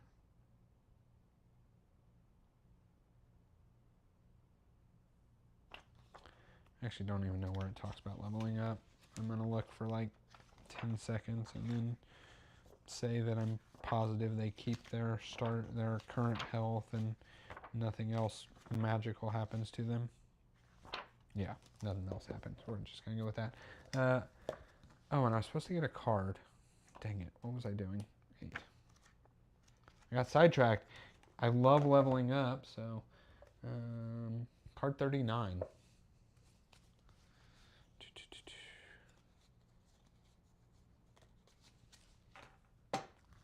I assume this game is just like war of attrition, right? You just, oh, it's a combat. Blow darts, weapon, -1. This symbol plus dice, remove 4. Interesting. Next time I fight combat, I'll mess with the deck. I'm not going to do that till then. So my guess is, right, you just overcome several bad things and then, I don't know. That's just how the game is going to be. Okay, I am going off to number 10. Should be the next page. Look, more Crocs. The exact same type of Crocs. Oh, interesting. Anyway, I'm here.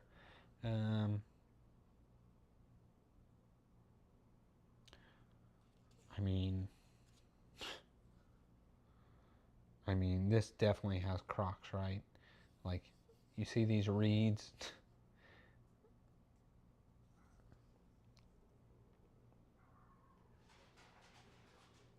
Am I stronger? No. Will I get luckier with dice rolls? Maybe. Do I know I have abilities I can use? Yes. Okay, we're gonna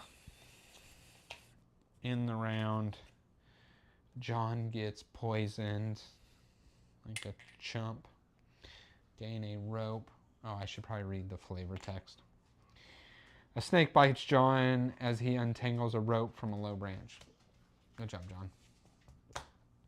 Remember when I used that fruit and said it would really piss me off if I get poisoned soon?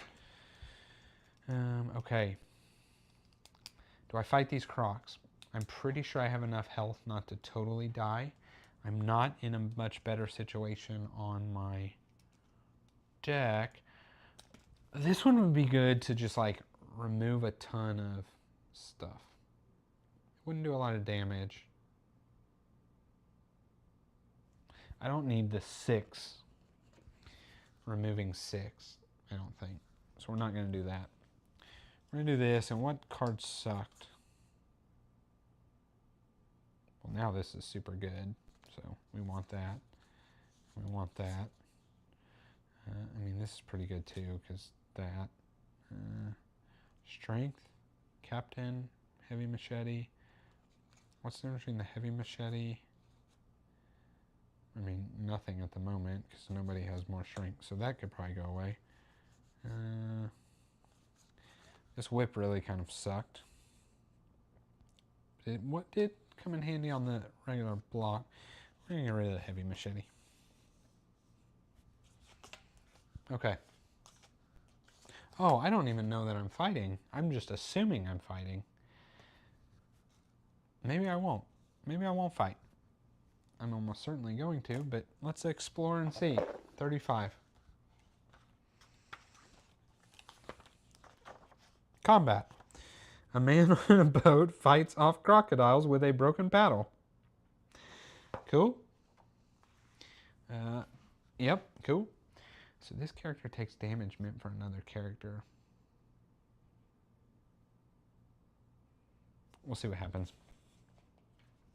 The bright side, if I somehow backtrack down... What is this? If I backtrack down, it is a blood flower, but it's got to be good, right? You have to face rocks. Also, well, this is a knife. I bet you. Oh. Also, it's interesting, right? I added this to my deck. I'm supposed to be drawing 5 cards, but like I know where that card is in the deck. So I guess I just kind of look away, do this, and call the deck good. And look at that, it was on top. Which honestly isn't great because it's the blow dart that I like think is only good toward the end. So I'll most likely be using the other 4 cards. Okay. So these crocodiles. So this becomes pretty cool. Because this is, with him, is 4 plus the die. I would really love to like take care of this first.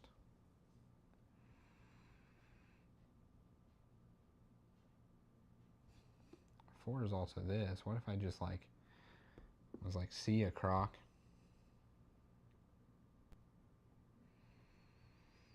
I don't want the boat damage.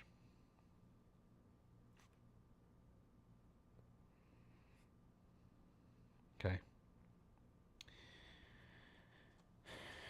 John is certainly using this.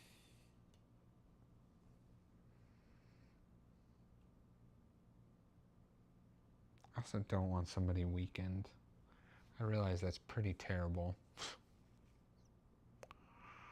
I mean, I guess I can make the captain weaken. He only attributes 1 to these things.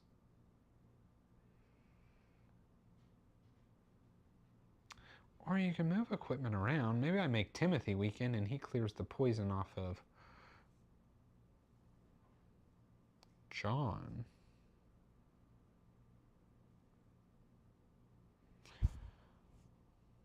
All right, we're doing this. We're gonna target this one. 0. That's okay.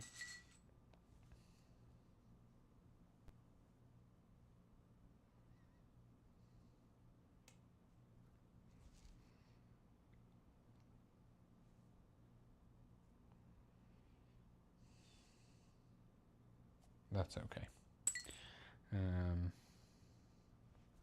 One of these goes away.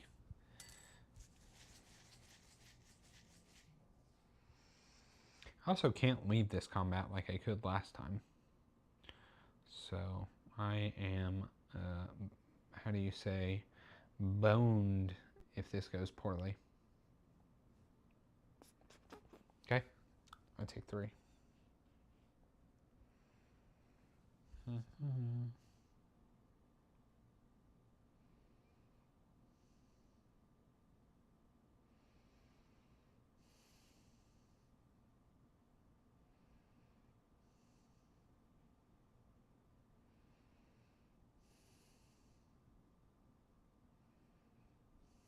So I think I wait with hitting this guy at all. And I'll just remove 4 of these next round.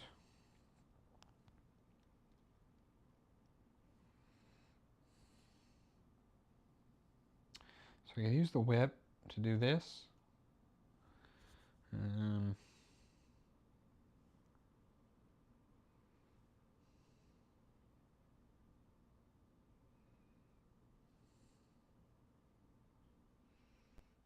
Or the take 2 boat in. Nah, we'll do. We use the whip with Dr. Timothy Milk. So it's just going to do 1 damage.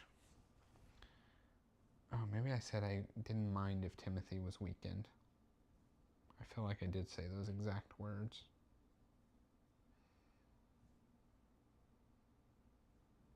Because he can clear the poison. Those were the exact words I said.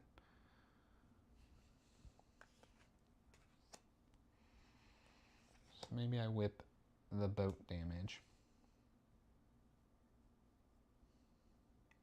Do 1, so he'll take 1 hit.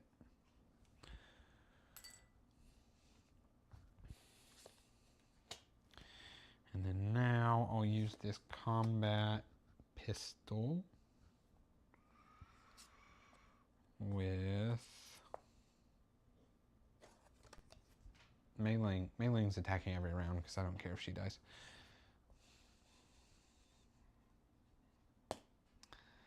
Zero. And I was attacking this one.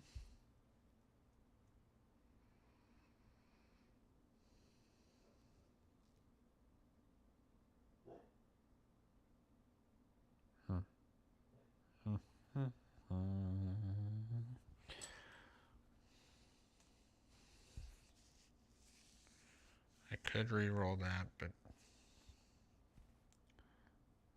it is what it is. I'm going to attack that same one again with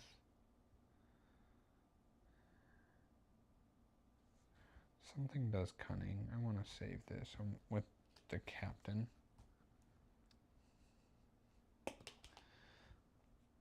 1. So 3 damage.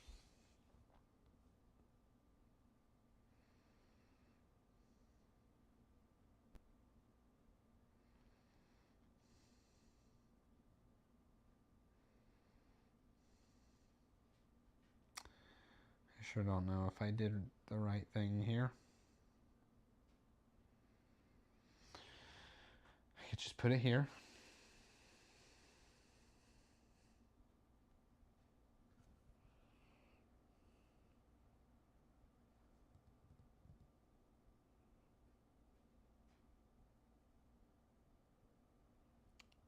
Just put it here and hope to do 4 damage in some form or fashion.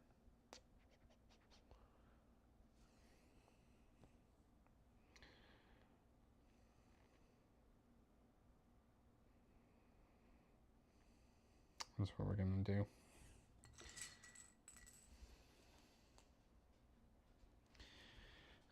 Okay, end of round. 1 boat damage. 1 person is weakened. And they get lots of stuff. I don't know if this was right. I can remove some of these. I can also block. I can also reroll the fate die. Okay. Let's get rid of these guys. Draw 5. 3, 4, 5. Okay. I think I try and kill this thing.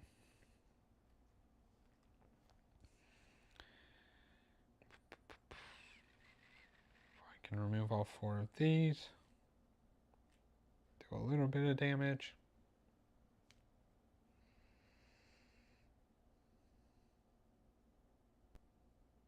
Yeah, I gotta kill this guy.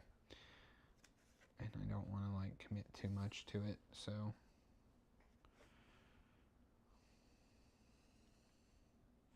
the captain.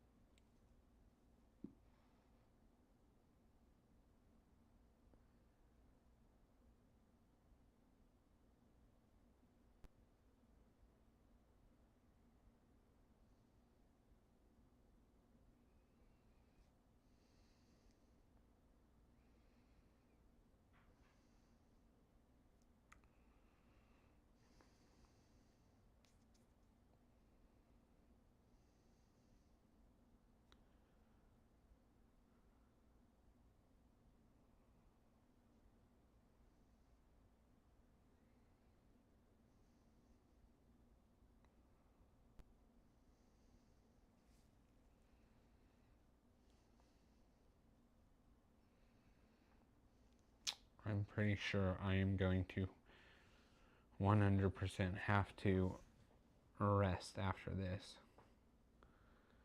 Which stinks because I don't have no flowers.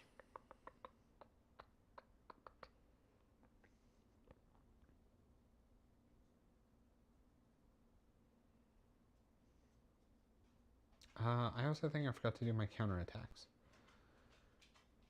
I almost certainly did. Now I don't remember.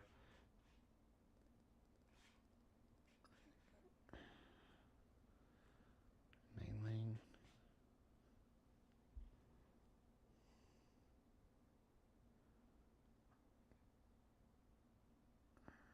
Who attacked? I don't even remember who attacked. Shoot. John did that. I think you attacked.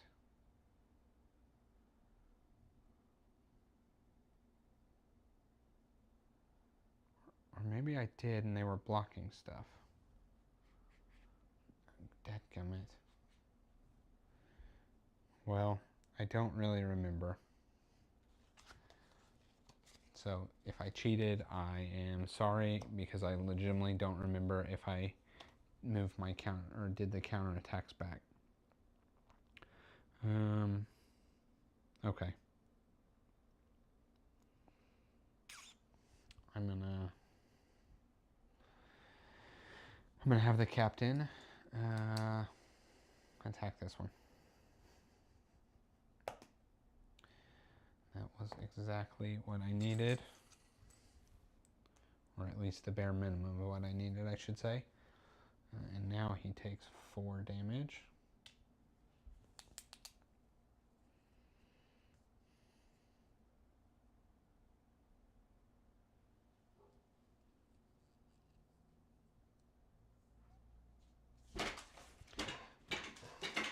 Yeah, I'm gonna not worry about my stamina tokens because I'm gonna use these 2. I'm gonna use these.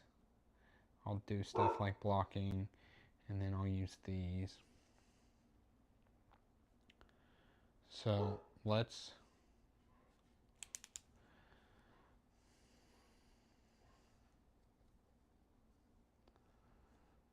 try to kill. Now I wish I had the chloroform because I understand the purpose. You can let them really build on one. Let's try and kill this guy. If I could do it in 2 attacks, then I won't get weakened anymore. And then I just have to worry about this, so.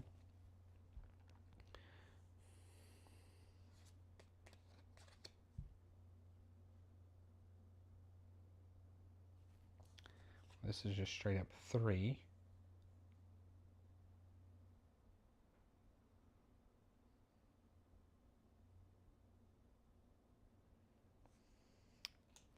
This removes these 2 and does 3 damage.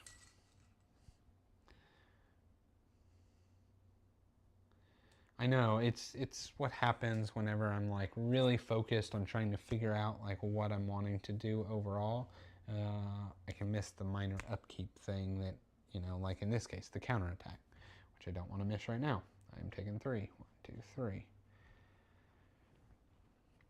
Oh, yeah, that is there. So I just need to do 2 damage. Anything else is extra.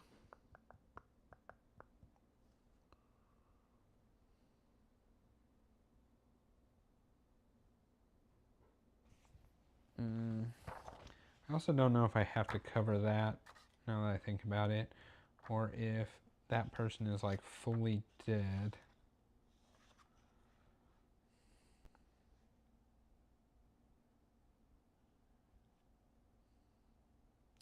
That have not yet been defeated. So yeah, I just need to do 2 damage here. So we're going to do a machete with Timothy.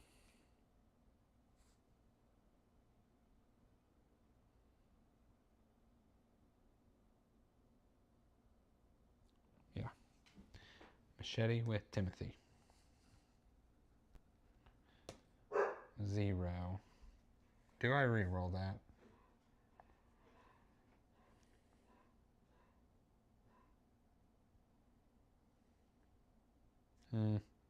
I'd be going for a 2 or a 3. No, we'll just kill it.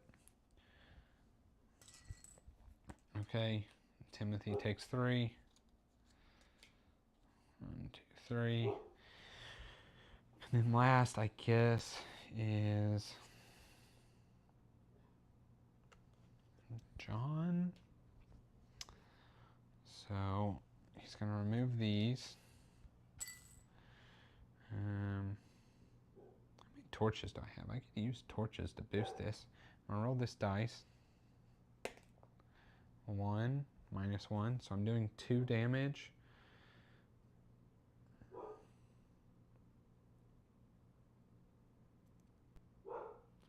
What if I boost it with a torch?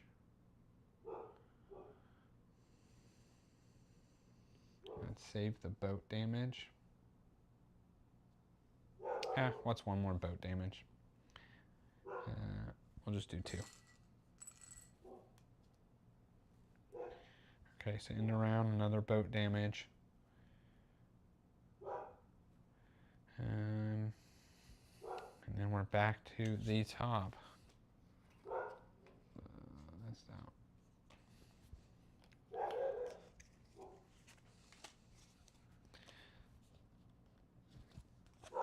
2.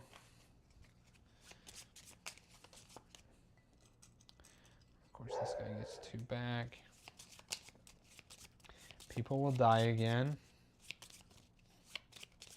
It's gonna happen.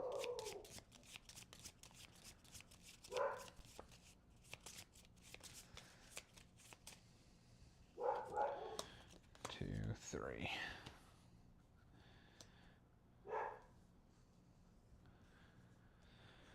Paul, are you going to do that next week for the solo stream?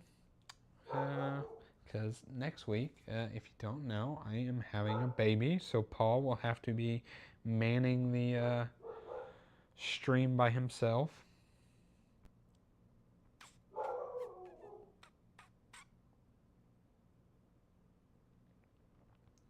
Okay. This guy does 4 damage.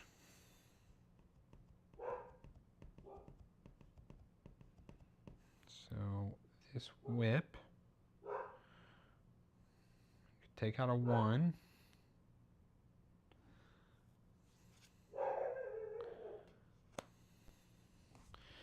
What if John does this? Spends a stamina to remove, spends 2 stamina? John spends 2 stamina to get rid of 2? That seems like a decent use.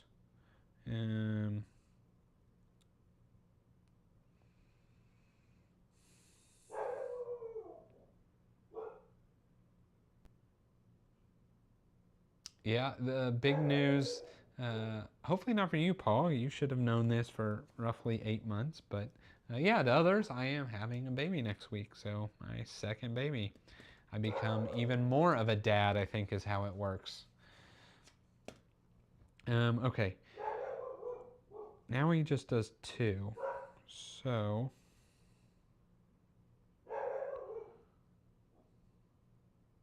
maybe I keep 1. Okay, actually this will work, I think. Keep 1 on there. And 1 of these. And then I do this with him. So it's doing 4 damage plus this. 0. I should re-roll that. 4. If I can at least get a 1, then all I need is 1 more attack.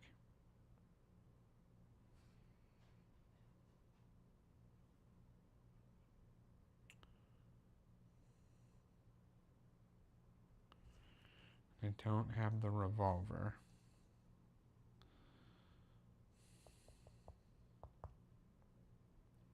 We're going to do that. We're going to spin a reroll. Yeah, and Paul becomes even more of an uncle. But yes, thank you very much.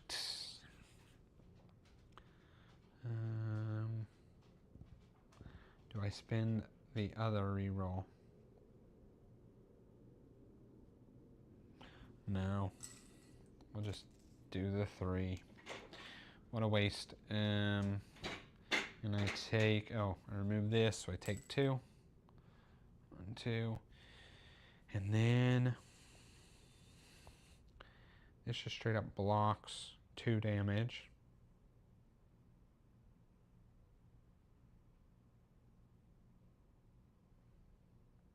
Okay. Can John block for other people? Or just himself?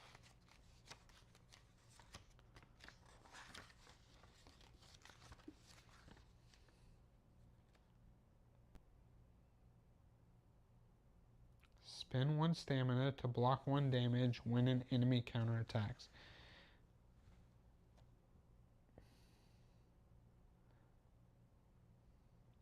You may activate any ability on a character you control any time by spending stamina.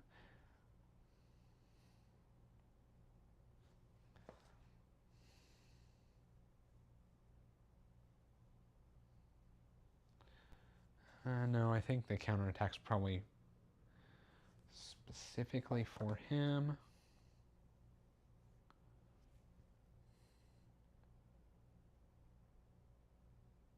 I actually don't know. I'm going to assume it's not specifically for him, because they don't all have that. So, with that said, this does 3 damage. We're going to assume it's right. This does 3 damage.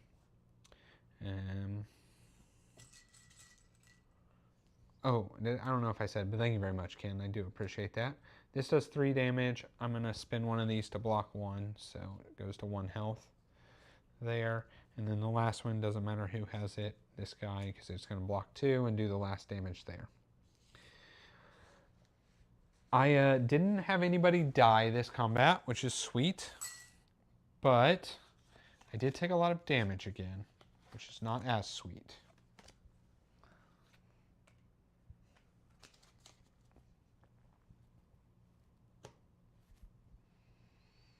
So let's hope it was worth it. What number was I on? 35. I like how it just says combat 4. What's that? Thanks, stranger. Oh, yeah, because it was just a man fighting with a paddle.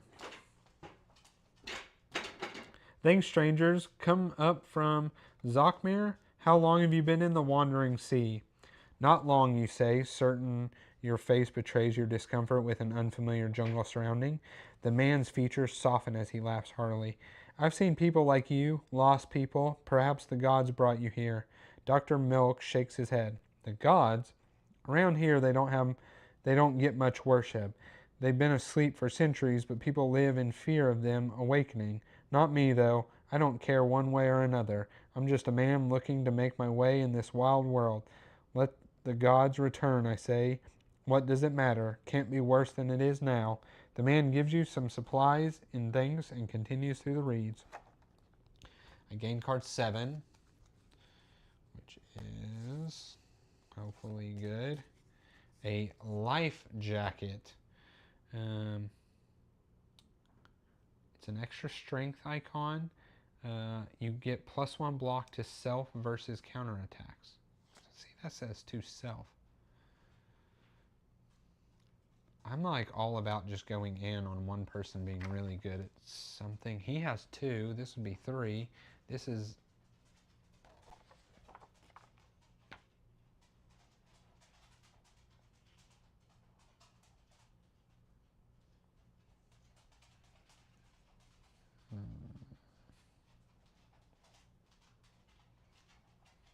I mean, I guess they would both be 3. May as well do this one. Although I do like to use John for battles. I guess I can switch things around if I need to. Okay. Oh, he gave me other stuff too. I ignored it again. 3 blood flowers. So I am on my way to the next level. And cross off location 35. Okay. I'm going to spend 1 to go here and 1 to go to number 14.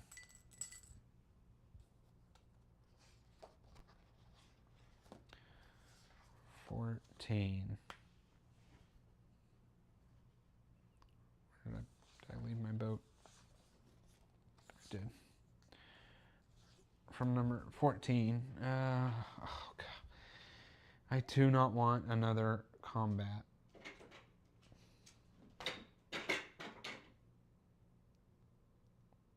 Like if I get a combat right here, I will lose the game.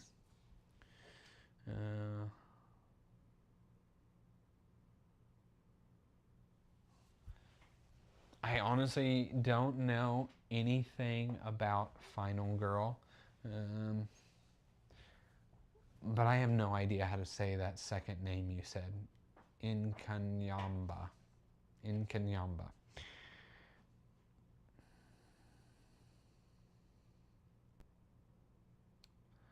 I'm like...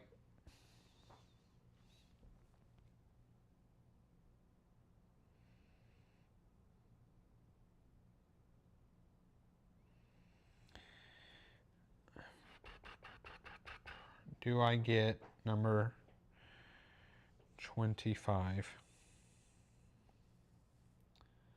Oh, I said it right. Look at me, knowing how to pronounce stuff. Get some. There's no way this is also combat, right? There's no way the game would do that to me. Well, this guy can't use skills. His skills suck. Oh. I was going to use his 2 anyway to heal the venom. Man, if I get a strength test, I'm like, I got 5 strength between those dudes.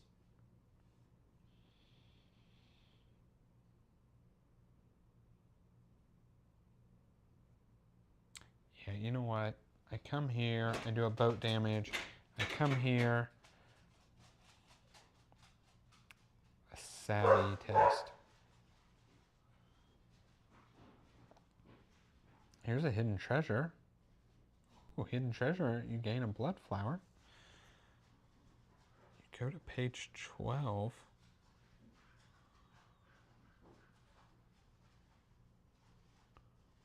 Was I not just on page 12? No, I was on 10.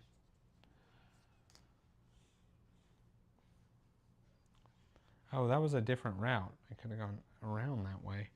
I'm really thinking of making this detour down. So I'm like just debating, do I explore this 25? If it's a combat, I die. 100% die.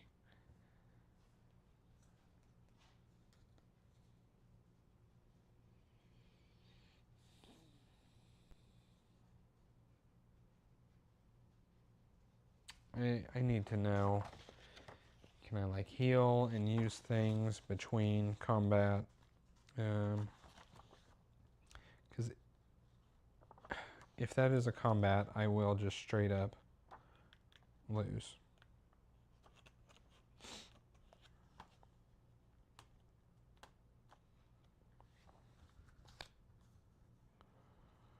Boss setup, end of round. You can spin these on your character board.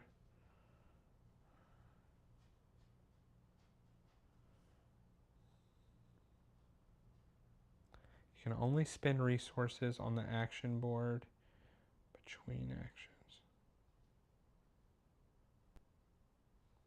Character boards at any time. Oh, so I should move this.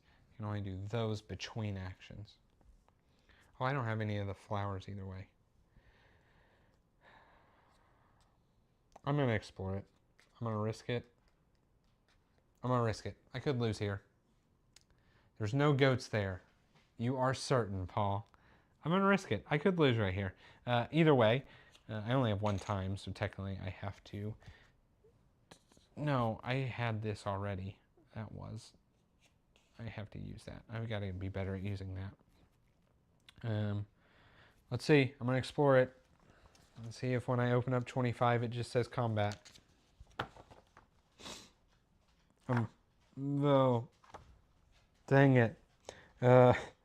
You wander into the woods and come upon a camp of bull-headed men. They jump up and grab their axes. Who are you? How did you find us? Dr. Milk spreads his hands to show he has no weapons. That's a lie. We have 12 in that deck. We're lost. We don't mean to bother you. If you'll just point the way back to the river, we'll leave the right way. We can't let them go, can we? Asked one. We must kill them, says another. No, they can't hurt us, says the third. We came here to live a new life.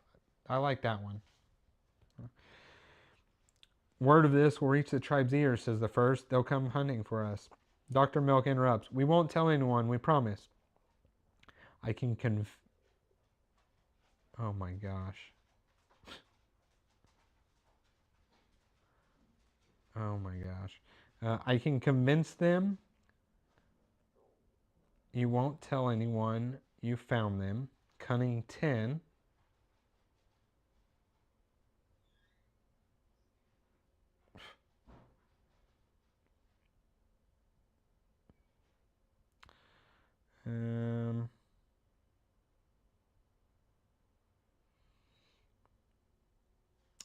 Or I fight them. You may flee from this combat at the end of any round. If you do, cross off location 25.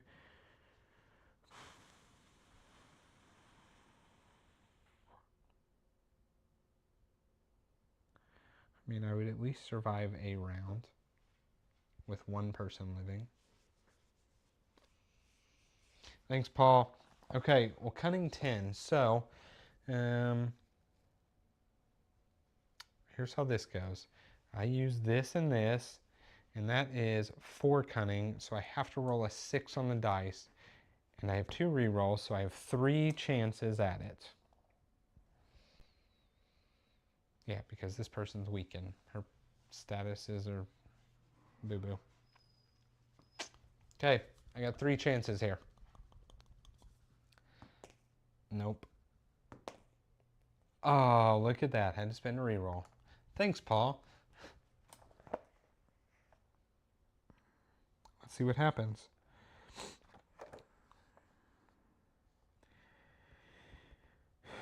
We're tired of serving our creator, the god Orphash. We're tired of war and killing, and we come here now to live our own lives. But if any other Mythans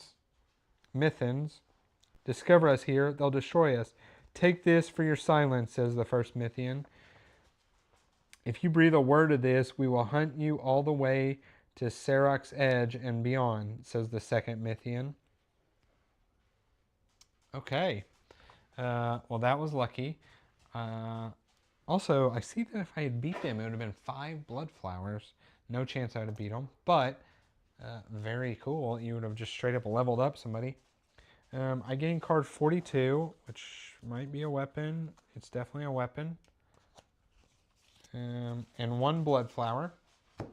And cross off 25. Ooh, only 1 more blood flower. And look at that weapon. 3 plus strength and the die roll. That guy has 2 strength. I'm pretty sure that's awesome. Mythian axe. Well, that's cool. That worked out.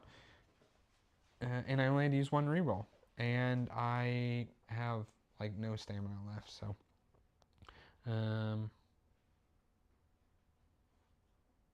Okay, I'm going to,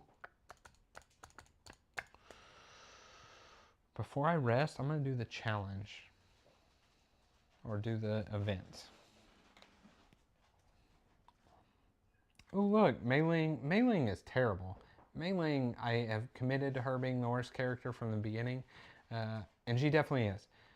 Mei Ling hears ghost cries from the deep jungle. Mei Ling gains madness. She already had madness. What she did gain us was a fruit, which is awesome. But Mei Ling is quite terrible of a character. I do not. She hasn't done anything but take some damage. How she has the most? How does she have the most?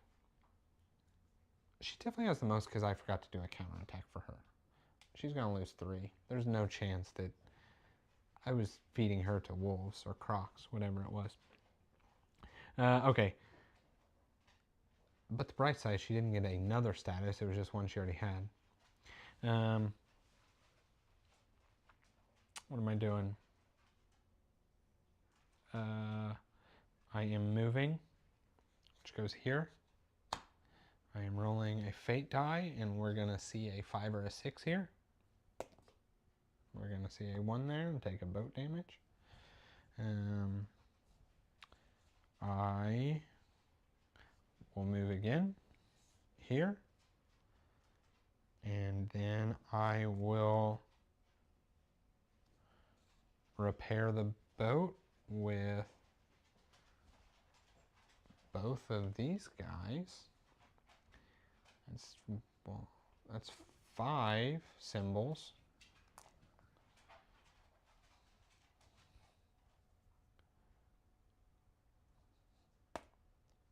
Nine. That's 3 health. Okay. And then this is another Savvy Blood Flower challenge. 8 health to gain a blood flower. The other one gave me a coin too, I think. No, this gives me a coin. 8 health to gain. I don't have 8 to spend. 1, 2, 3, 4, 5, 6, 7. I do have 8 to spend. And I would get to level up somebody. And if I leveled up the captain, he gets 2 more. He gets another. And he ignores rocks later, which I do have to come back here.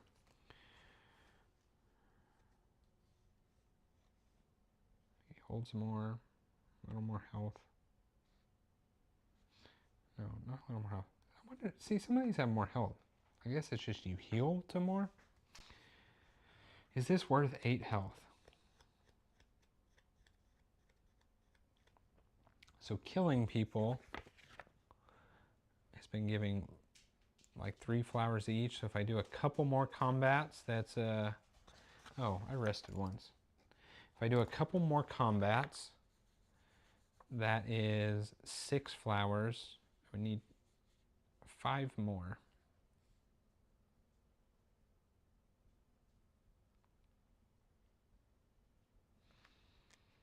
I'm not getting it. Not getting it.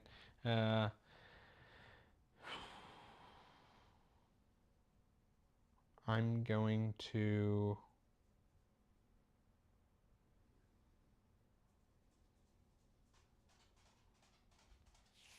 I'm going to move. No, I'm going to rest. I'm going to rest first. Yeah, we're resting. Okay. When I rest, I get all my things back.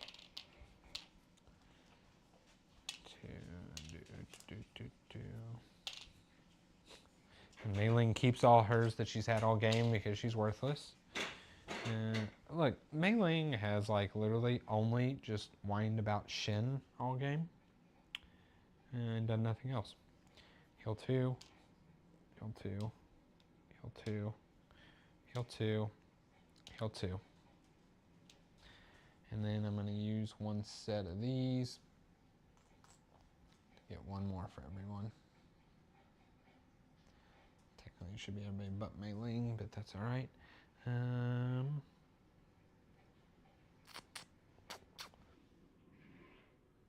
Okay, and I remove 1 status. She becomes slightly less worthless if I remove the weakened.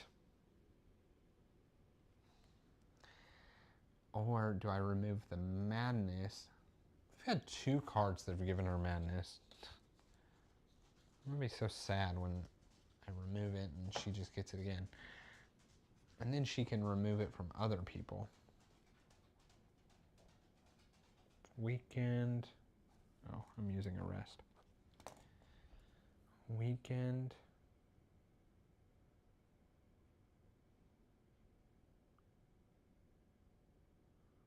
You know what? This may be crazy, but I'm going to remove the madness.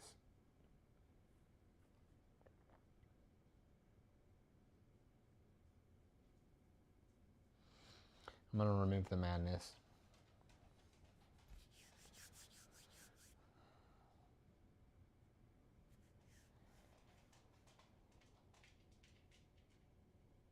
Yeah, we're going to do it.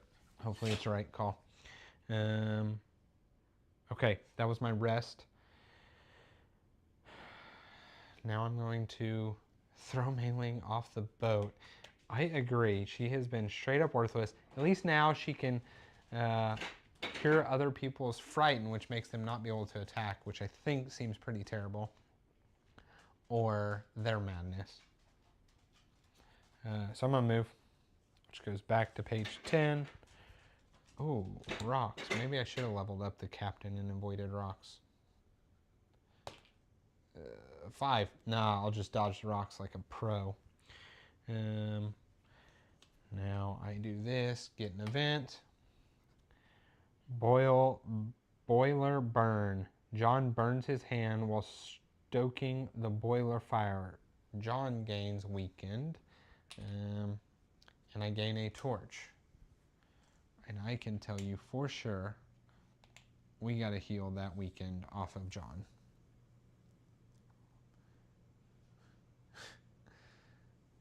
This chick has done nothing but whine about her husband every card that we have gotten. And now our son just burns his hand and he's like, yeah, he burned it on the boiler and he's like the one most equipped to work on the boat.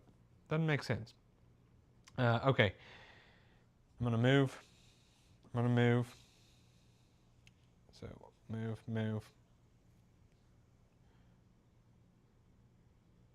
And I'm going to do the hidden treasure, which gives me a blood flower off perception. We need his symbols back. Ooh, and all those torches. I'm almost certainly going to do that. I have a treasure map. I don't have a treasure map. I don't have a treasure map. So I won't be doing that. I'm going to explore number 34. Watch it be more Crocs. Like that was Crocs and this was Crocs. I'm just kidding. Please don't be that.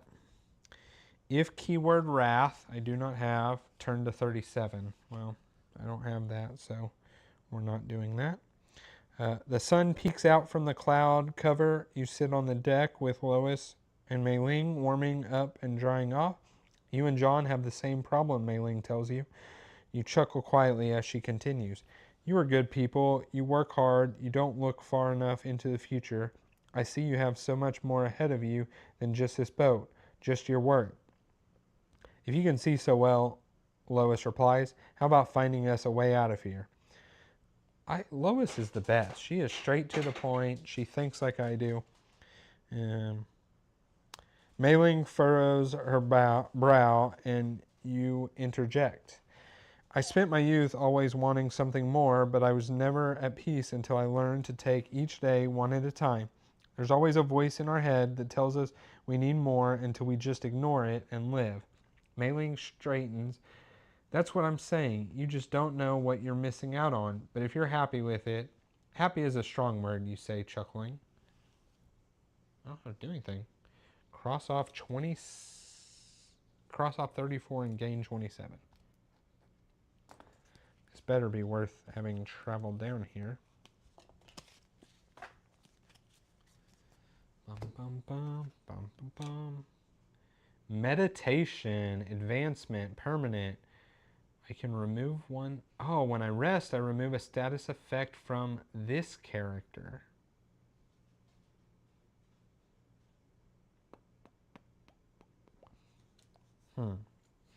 It's interesting. Right? Because I would like, again, would like to give this to Timothy, making his savvy that much better. But he's currently weakened.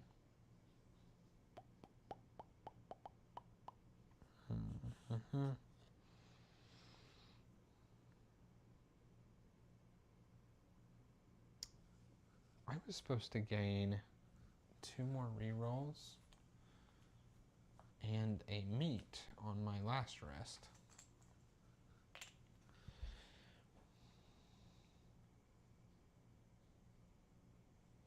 I could also give it to Mei Ling because I have no intention of just moving that weekend anyway. And I really want to spend these 2 to do John. Maybe we can do this perception. It's 1, 2, 3, 4. We need a 5 or a 6.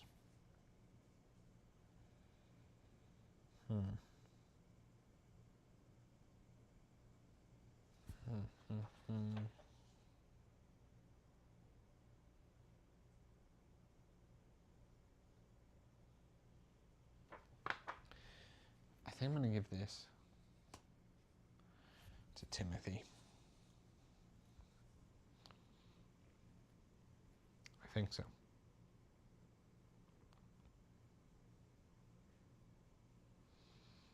Okay, so I really want to get this last blood flower because I can avoid damage here.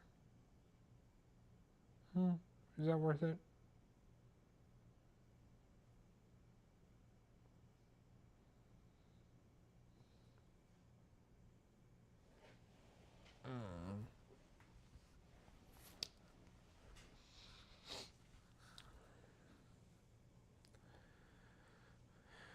I would have to spend these 2. I mean, his stuff's weakened. There's no reason not to. I spend these 2 to clear this. spin one from him, one from him, and one from her. So that's 4. I would need a 5 or a 6.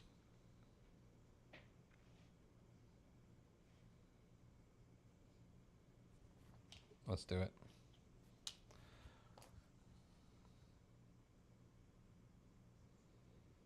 Let's do it.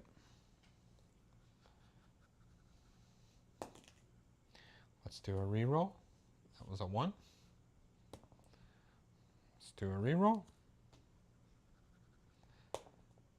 Let's do a reroll because I'm committed now, whether I should be or shouldn't. It says, well, I fail. I guess everybody takes 1 damage.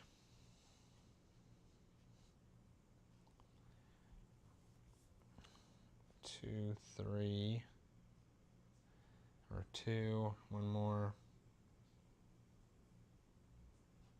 Okay. That wasn't great, but I do still gain my blood flower. And I think we're going to make it the captain. Just put Vine.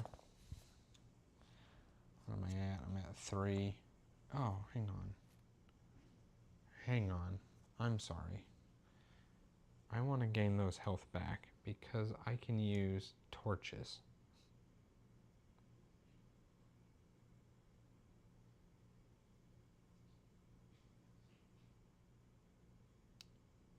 Was that 4, 5, 6?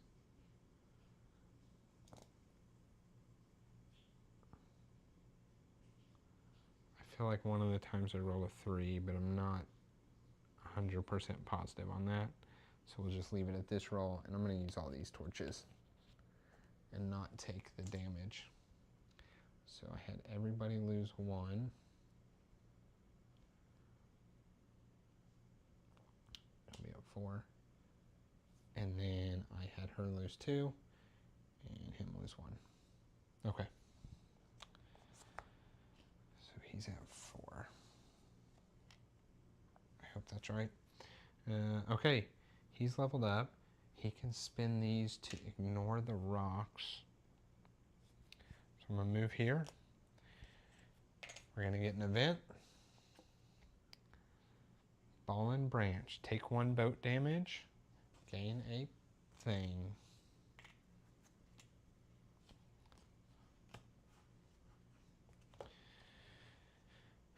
Move 1 more. Let's see what we roll. 2. Do we take the boat damage? We'll take that one. I'm going to move 1 more back to page 14.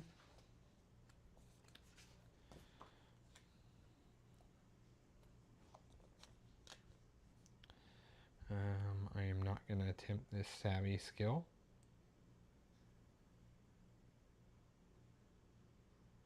I'll move 1 more.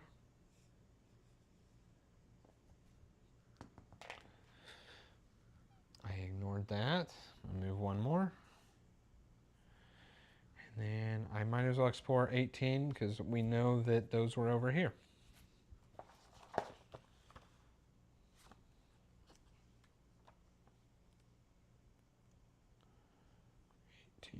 18.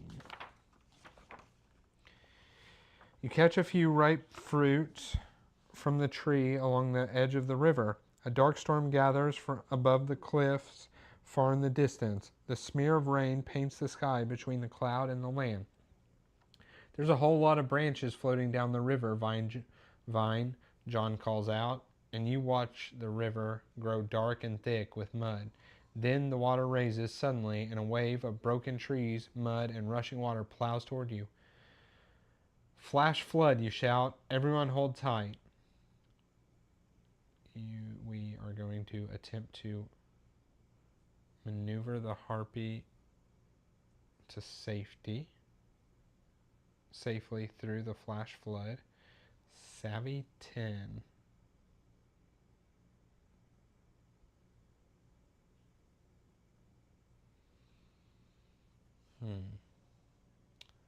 That's pretty bad. 1, 2, 3. I actually cannot beat it anyway because this guy's weakened.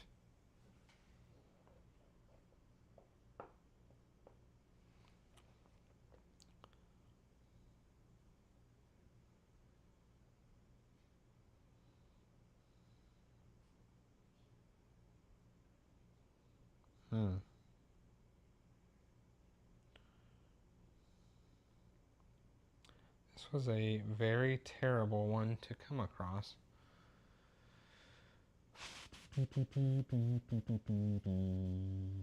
One, two, yeah, best case I could get. 1, 2, 3. So I'm taking 3 boat damage, which is a bummer because cross off 1 moon. If you reach 0, then the boat goes to. So I have to spend one of my moons. Okay. Which means I definitely should have earlier saved the boat damage, and I'd have been at 1 and had my moon. I do gain 3 fruit. So take the good with the bad. And cross off 18. Okay, that's it. Let's do an event. Hanging net, gain a rope.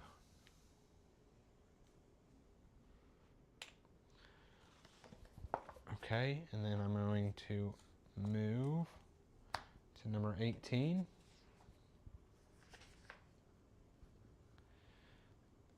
Look at these guys. These guys look terrible. These guys poison. Thank goodness I got a lot of fruit. Do we think these guys are sitting right here, or where the bones are? Oh, that was 1. I mean, you must pay a rope. Where at? Up here I can pay a rope. And 10, savvy 10 to gain a blood flower here. It's a strength test. I want to do a strength test. And I have plenty. I have no torches. Never mind. I shouldn't have used all my torches for 1 blood flower.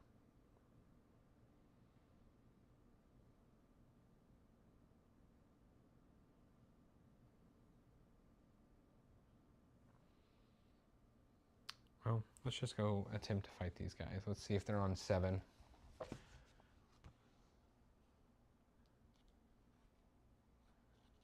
No, not considered a rest. If your boat ever just gets to 0 health, you have to spend 1. I'll double check that. But you just have to spend 1, and I'll double check it real quick, actually. Your boat's harpy's health. When you take boat damage, reduce the harpy's health. If you reach 0 on this track, cross off a moon symbol on the journey log and return the boat to 1 health. So no, unfortunately, don't get a rest. It's just, it was one of your little moons.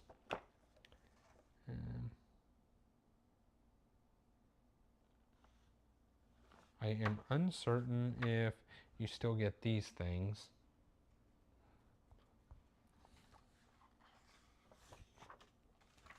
Let's see about resting. Oh, no, that is specifically that symbol. So no, you do not. Okay, where was I? Number 7.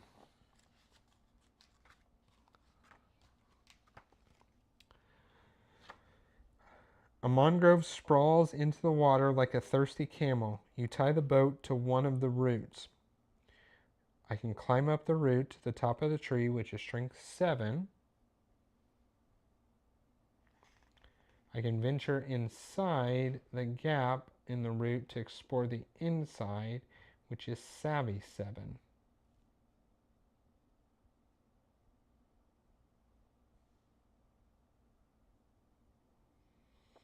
I almost certainly want to do the strength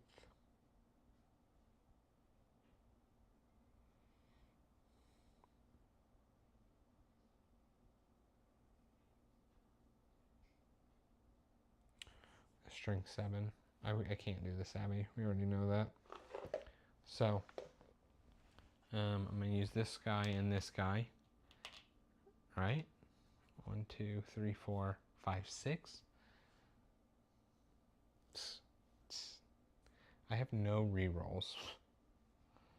You know how sad I'd be if I just use 4 and I fail? What happens if I fail? I lose 4 health.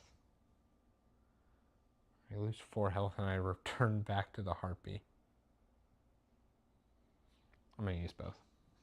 It doesn't matter what I roll. Okay. Turn to 7.2. You climb toward the crown of the tree where the branches meet like tentacles on a wooden squid.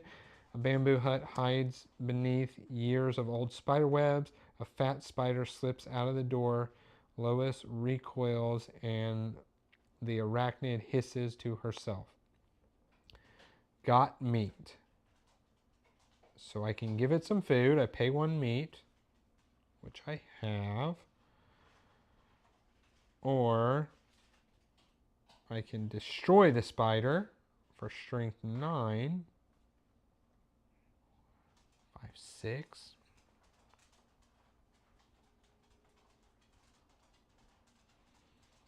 And if I fail, I lose 5 health and gain a venom.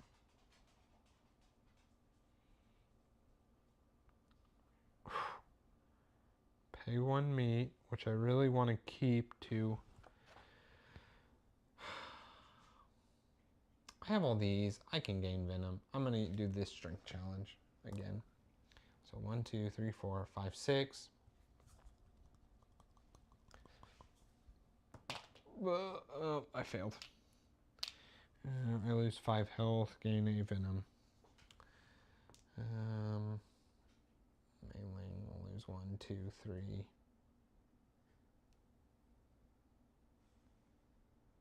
Not John. 4. 5. 5. Okay. Gain 1 venom.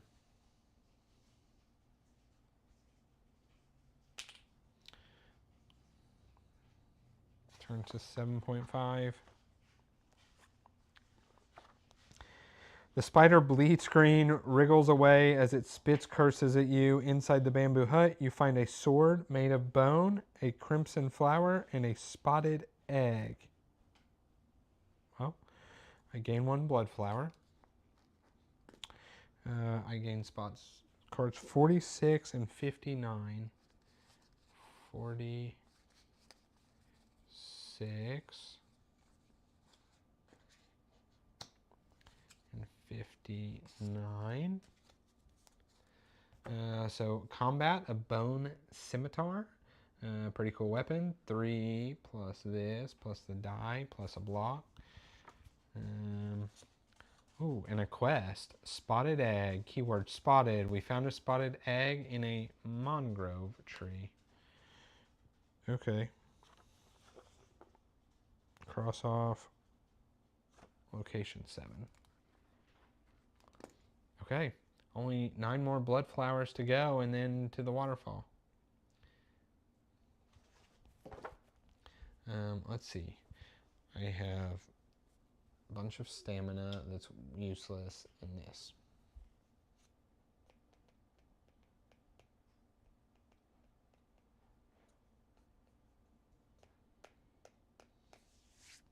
I can lose 8 more health here to gain another blood flower. I am going to move 1. That goes down to 14. Oh, that's the way I just came. I'm going to go here. I wanted to go to this cave, but I also have...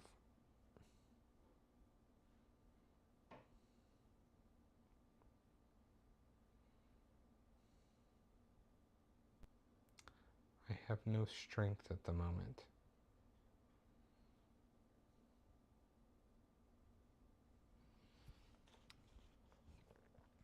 Do we think this is combat? Or do we think this is combat?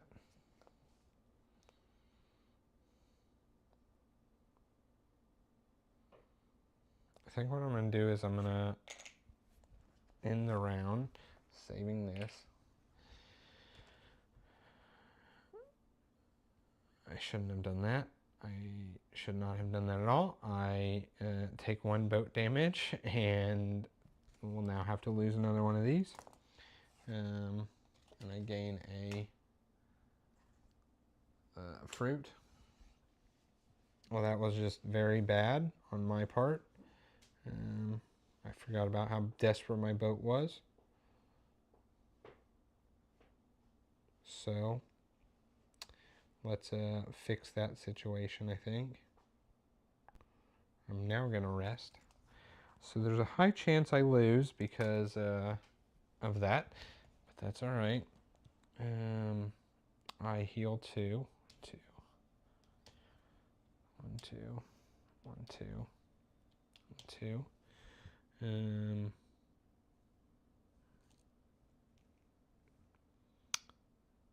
Oh, gain all these.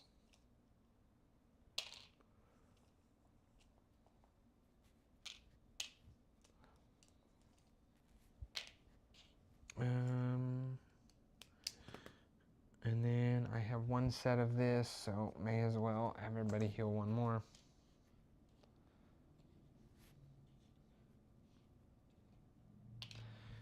Okay. Well, now I most certainly should heal the boat. We'll use this guy. And this guy.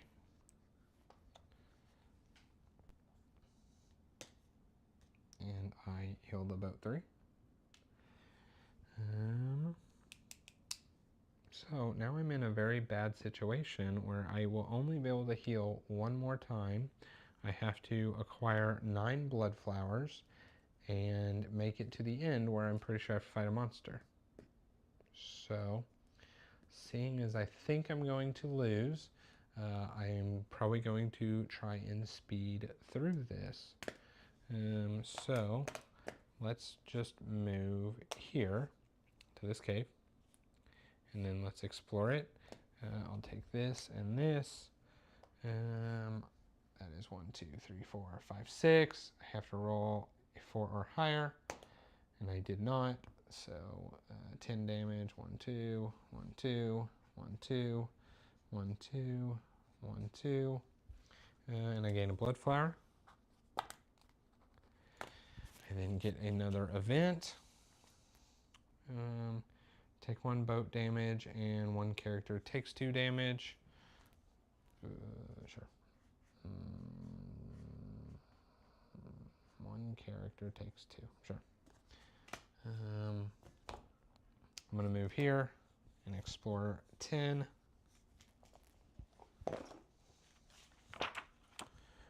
And it is the combat. I was kind of hoping that, because hopefully it gives me some flowers and I don't just totally die.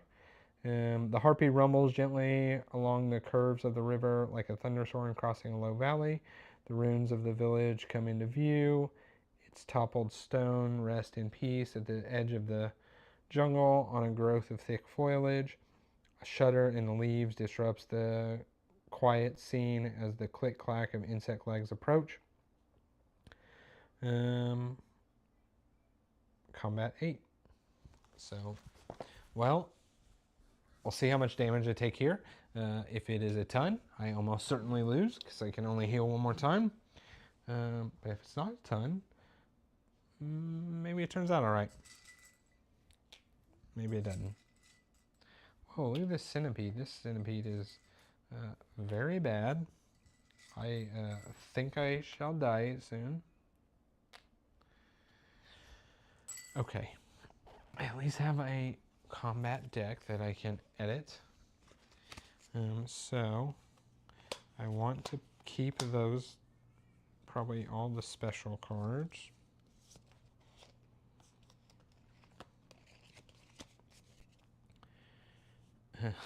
There's a lot of venom. There is a ton of venom.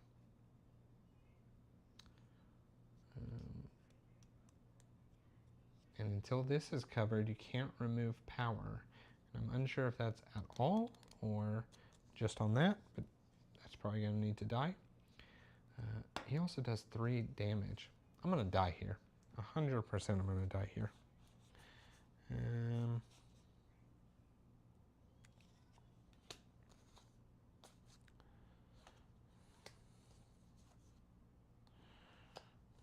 Just a basic old machete. I want these because they're good. This is with strength. That's probably pretty good. 2, 3, 4, 5, 6, 7 cards. 8, 9. Maybe 10, 11. So I'm not using the machetes.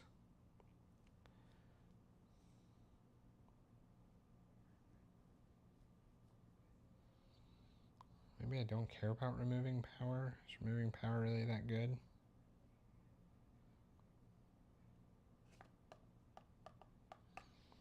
This guy's going to gain so much power. So 1, 2, 3, 4, 5, 6, 7, 8, 9, 10, 11. One of these. Okay. That's what we'll do for the deck. I don't think it matters too much.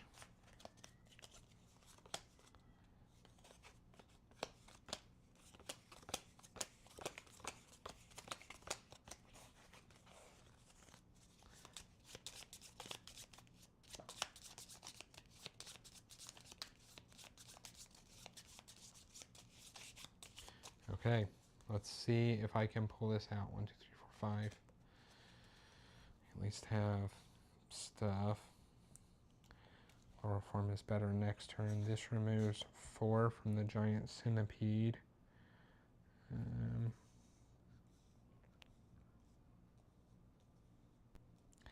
This is the person that we want to use the scimitar.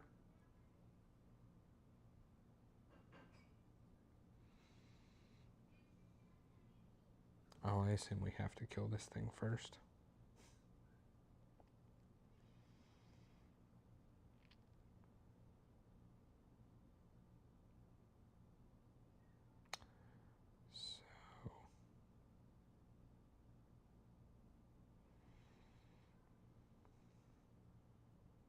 So maybe I hit it and then try and focus on this giant centipede. Wait till the end on this guy.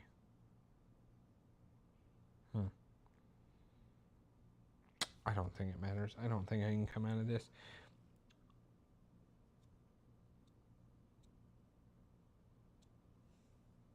So yeah, let's just do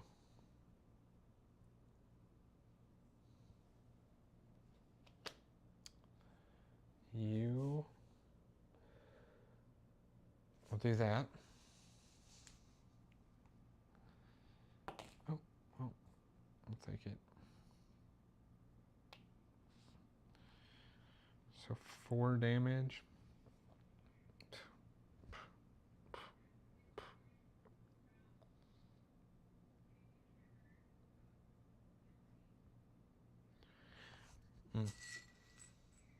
I guess just this.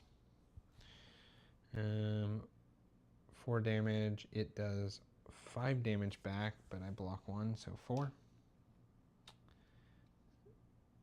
Alright. I'm pretty sure I cannot escape this combat because it doesn't say anything about it. Sweet rewards if I do win, but I don't think I will.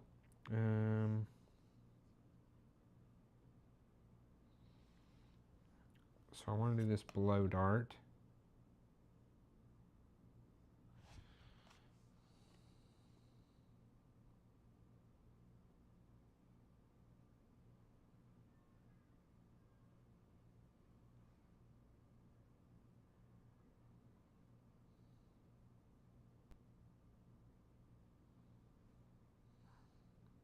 Mei Ling is dying.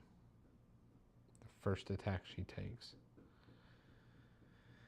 Ooh, I'm just in a bad spot. I'm pretty sure this combat's it for me. Mei Ling.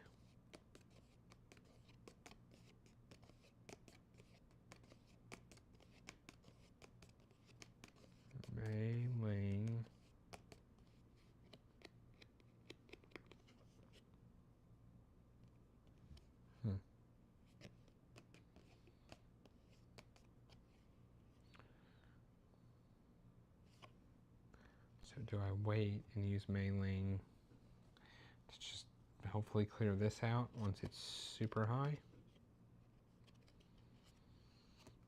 Or do I kill her off now?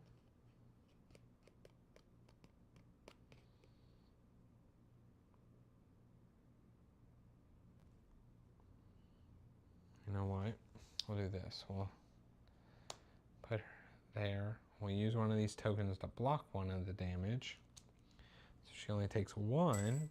And then next time, they'll just overkill her really bad. Which doesn't do any damage. She doesn't do any damage. Oh well. Oh, I guess I could re-roll this.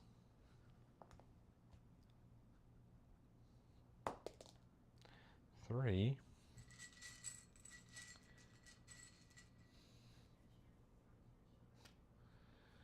Just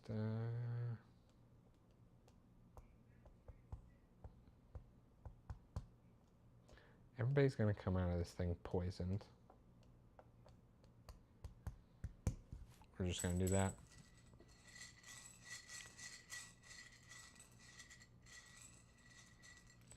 And the other option is, oh man, I don't know. The other option is to wipe out both poisons or wipe out the one. I'm gonna do that. I don't think it matters too much. So you can now attack this bone scimitar. So 3 damage plus your cunning, which is 3. Plus the die. Oh. Maybe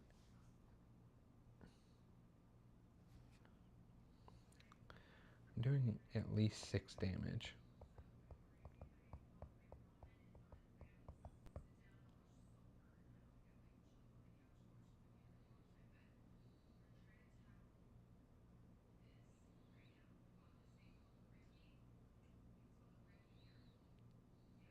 Maybe I just try and kill this centipede straight up and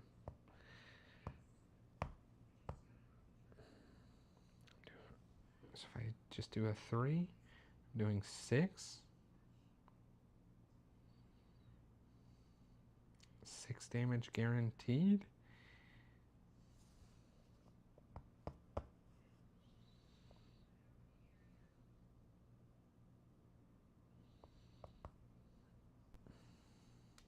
Let's try it.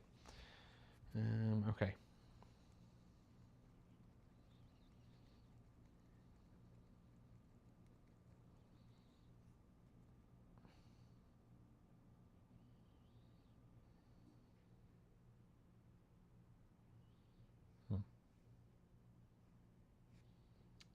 Because this does 4 guaranteed.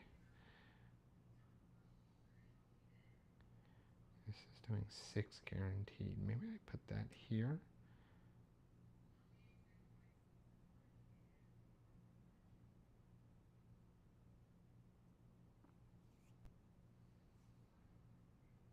Yeah, we're doing that.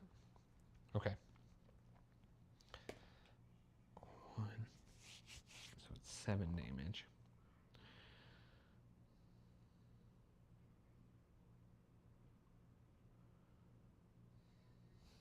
1, 2, 3, 4, 5, 6, 7. This is doing 4 guaranteed. I'm doing that. So 1, 2, 3, 4, 5, 6, 7. You take 2. And then this will just go to this guy, who is doing 4 plus 2, 6. 1, 2, 3, 4, 5, 6. While it's looking good about me living through the combat, I still am going to lose as soon as I have to rest. So, okay. That is this round. Oh, you lost 2 there, John.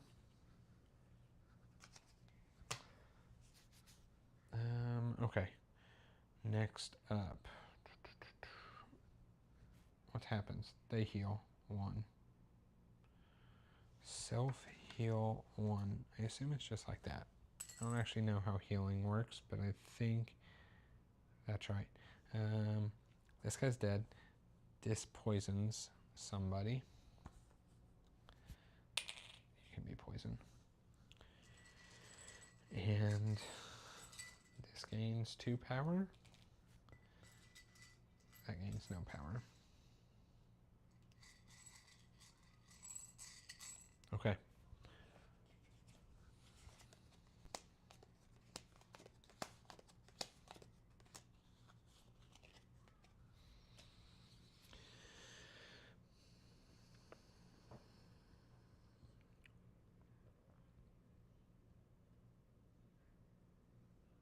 Well,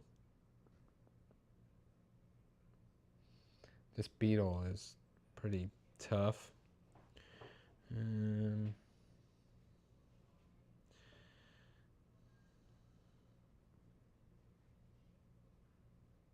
I can kill off Lois.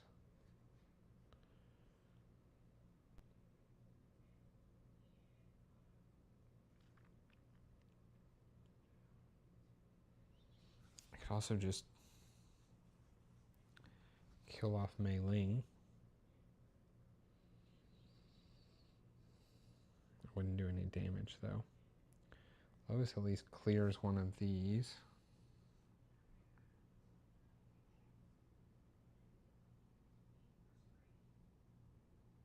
Golly.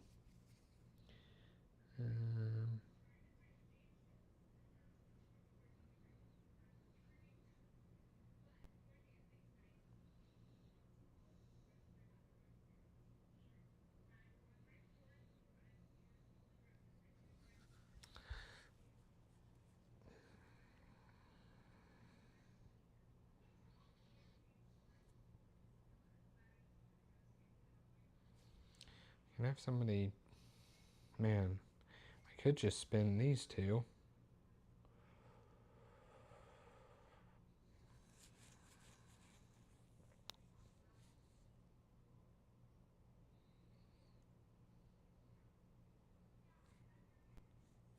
I could not need the chloroform. I could spin these 2. Getting rid of the bad stuff. That's what I'm going to do. You will deal 1 damage here.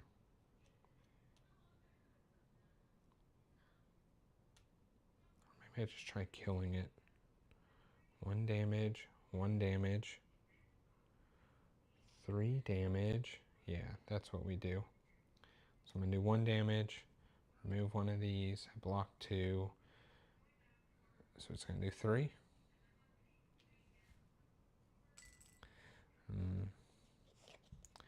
Going to have John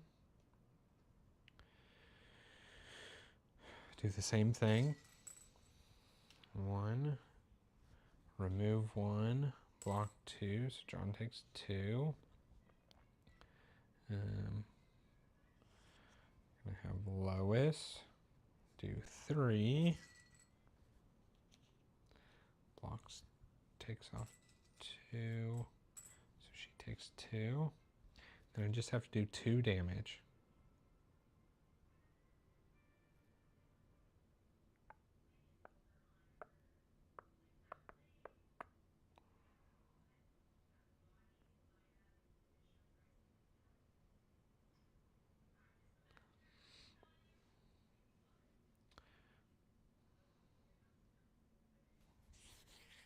Is this Mei Ling's time to shine?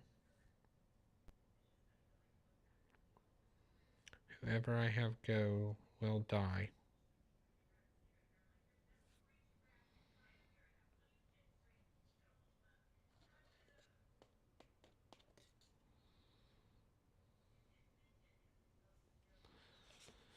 Whoever I have go will die. Doesn't matter. Just going to use the combat pistol. It doesn't matter what you roll. 1. So, I just needed to do that. Okay, the roach is dead. Mei Ling is dead.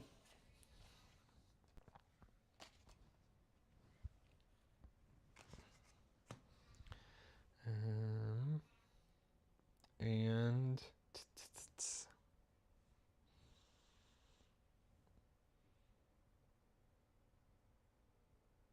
now just the beetle, nothing changes here. Get the last cards.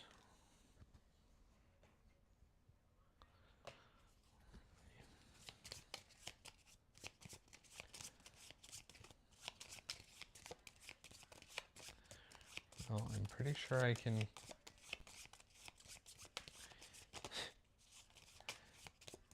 If I can kill it in 3 attacks, I will survive with 1 health left on 1 person. Maybe 2 health left on 1 person. If I can't do that, then it doesn't matter.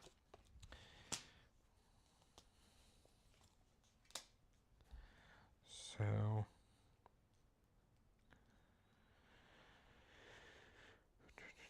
everybody's gonna die. So it doesn't really matter about removing stuff. So I guess first I'm gonna attack with the captain. So that is 7 base damage. I'd really like to roll a 1. 2 will do it. 1, 2, 3. And then I just need to do 3 damage.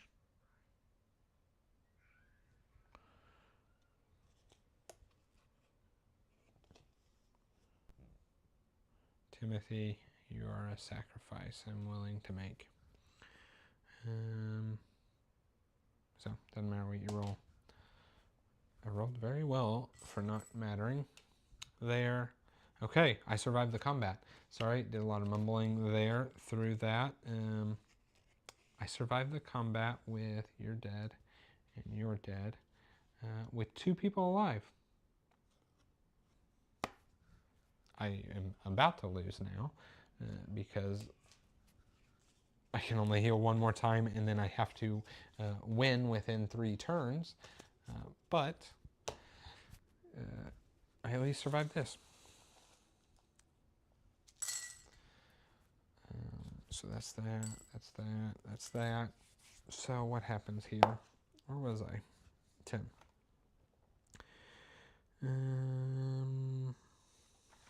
A lot of text.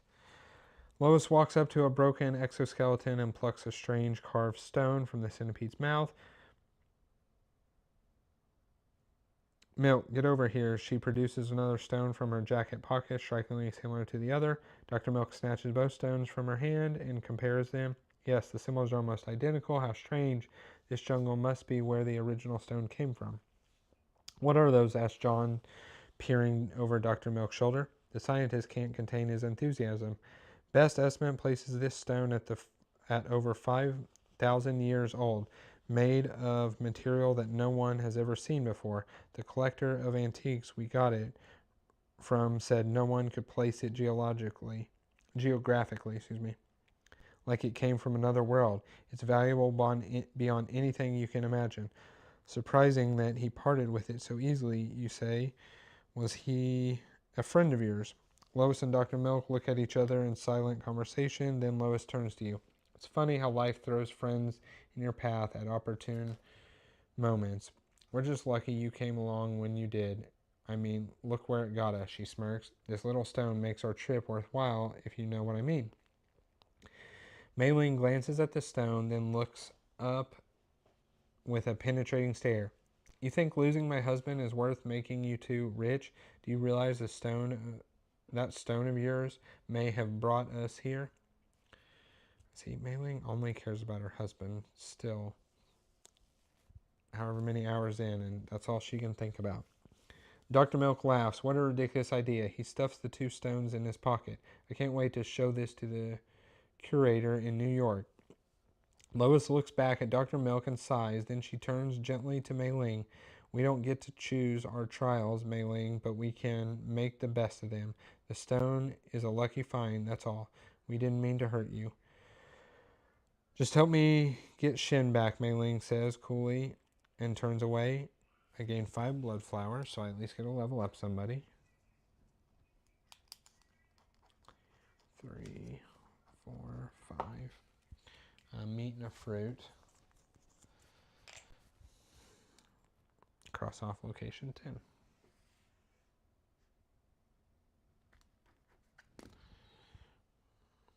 Return to the map. Okay, well, I have 3 people dead. 1 that has a little bit of stamina left.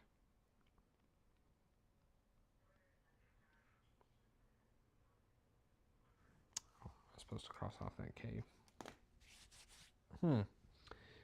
So I need 3 blood flowers to defeat a boss and only heal 1 more time.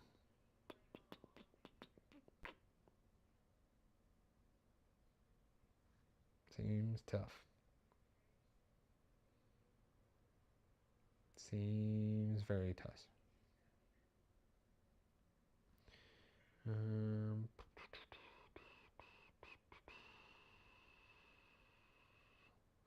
Seems not doable. Tough. I guess I will.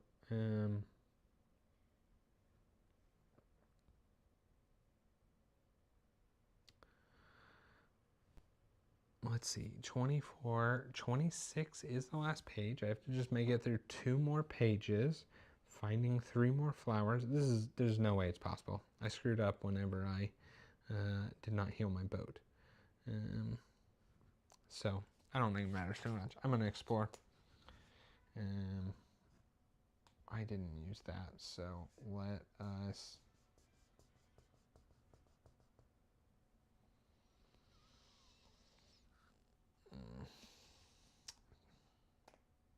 I mean, my best chance is finding more meat so I can heal more.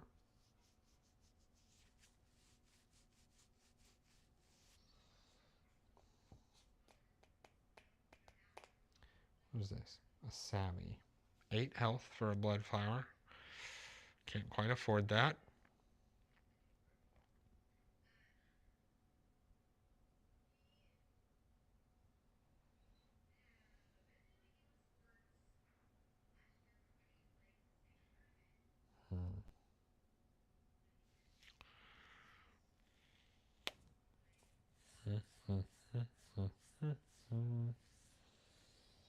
Looks like there's a trader symbol on the next page, but I also only have 1 coin. A treasure map. Cave, which is strength, is coming up.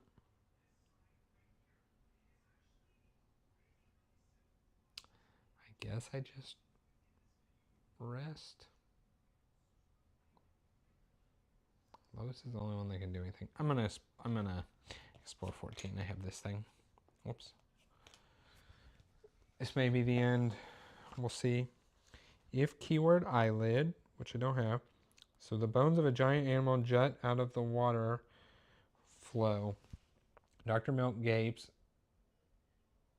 I only wish I could see the living creature. I am very happy that you can't, says Lois. As you pass by the titanic rib, John dislodges a jagged axe from the bone.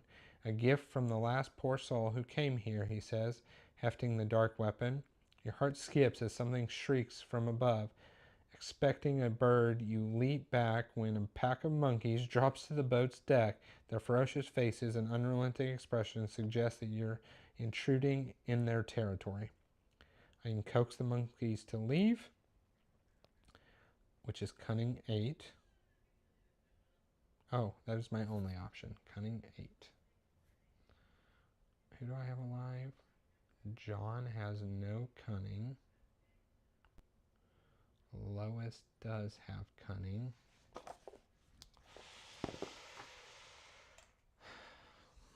She has 3, so I would need to roll a 5.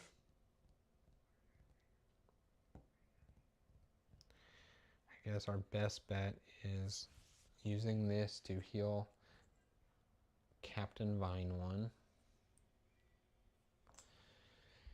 And using both of them,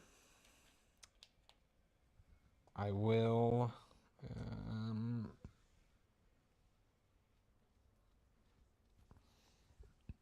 see. I have to roll, I think, 1, 2, 3, 4. I have to roll a 4 or higher. Roll a 4. I would have lost if I had failed. I gained card 43, which is probably another weapon. I feel like my weapon deck is like what it wants to be. It's another axe. These axes are the same. Just got 2 of the same type of axes. It's there. And cross off 14. Okay. Well, I guess since I have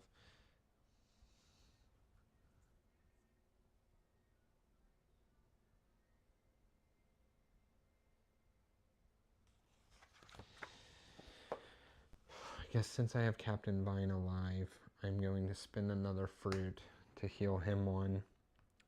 Who is this? Timothy Milk. I'll spend 2 of his stamina to heal the venom off Captain Vine.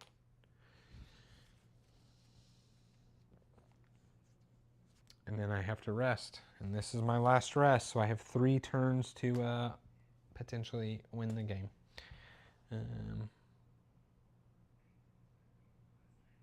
I shouldn't do that now. I should finish this turn and then do that. So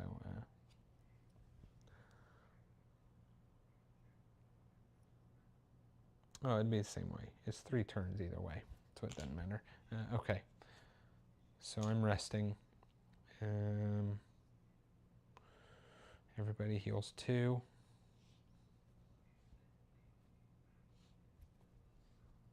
I have 1 set to make everybody heal 1 more.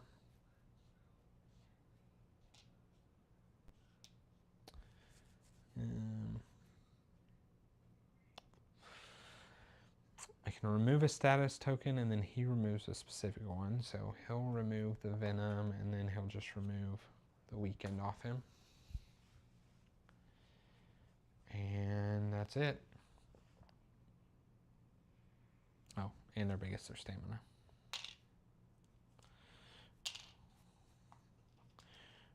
I am hanging on. I'm fighting a losing battle 100%, but I'm at least stretching it out.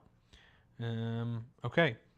Next up, I do this, get this event, challenge, craft, fail, 2 boat damage.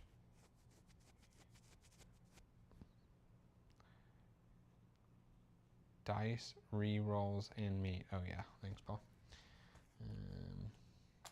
This.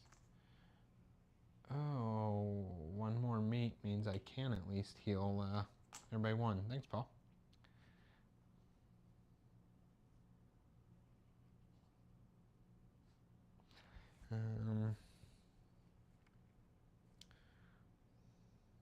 Two boat damage. Craft 7. Yeah, I'll just use one of these.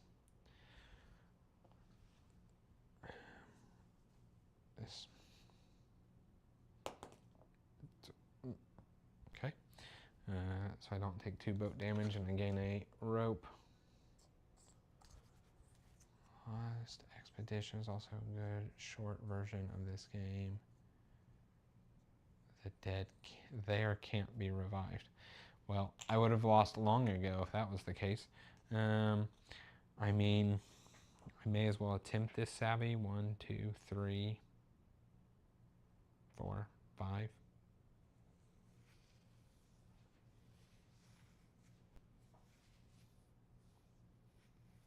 No, I can't do that. Not that I think there's a chance, but I'm going to move here. 24. Just look at those guys. Maybe those guys will be the ones to kill me.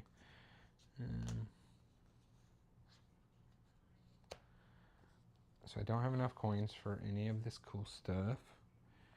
I don't have a treasure map.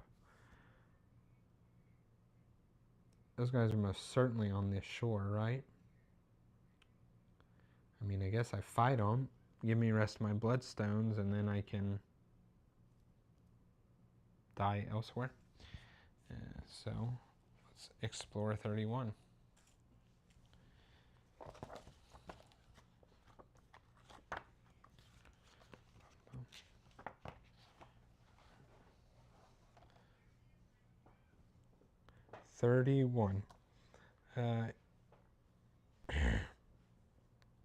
You tie up the boat, and a sharp whistle sounds. A group of men and women in patched green tunics emerge from dense trees. A woman with long, dark, braided hair steps forward. You're from Zockmere. Did the High Judge send you? John holds out a hand in greeting. Zockmere, no, we're from San Francisco. We got lost in the jungle, and we're trying to find my father. A man with thick beard raises his carved knife. I don't believe them, Kara, he says to the woman. The High Judge sent them here to kill us. I can convince them you're not here to harm. Or I can make a quick escape.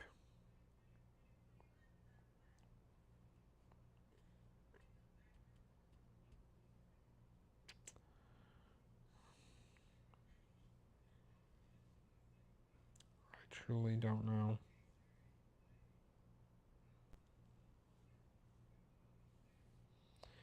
It's a cunning, which I have 3 symbols with her. Or it's a perception, which I have 2 symbols with him. John is like my only one capable of fixing the boat.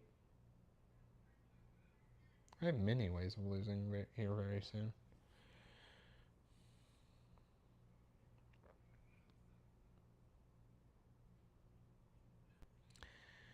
Perception makes me get out of this scenario. Cunning makes me have to do a lot more reading, which I don't really want to do. So I'm going to do perception.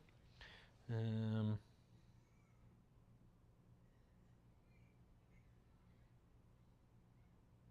we'll spend 1.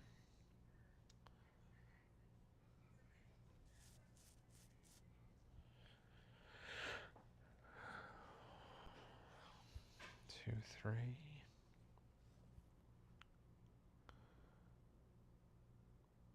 Yeah, we'll just do this. So I have to roll a 4 or higher. I will have to spend a reroll and another.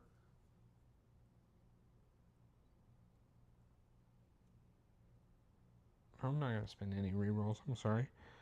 The penalty is 4 health and 2 boat damage. We'll take that.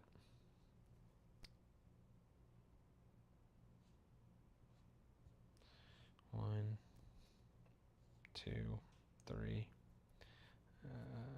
4. Okay. Gain card 25.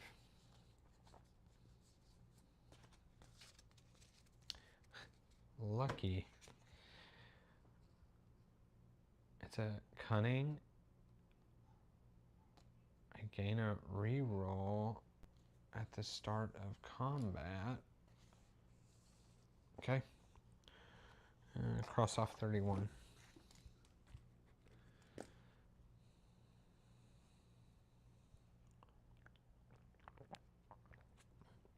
Okay.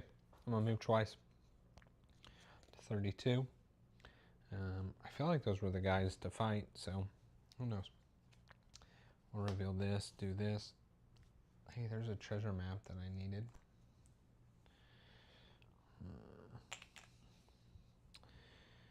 Okay, I have this turn and next turn.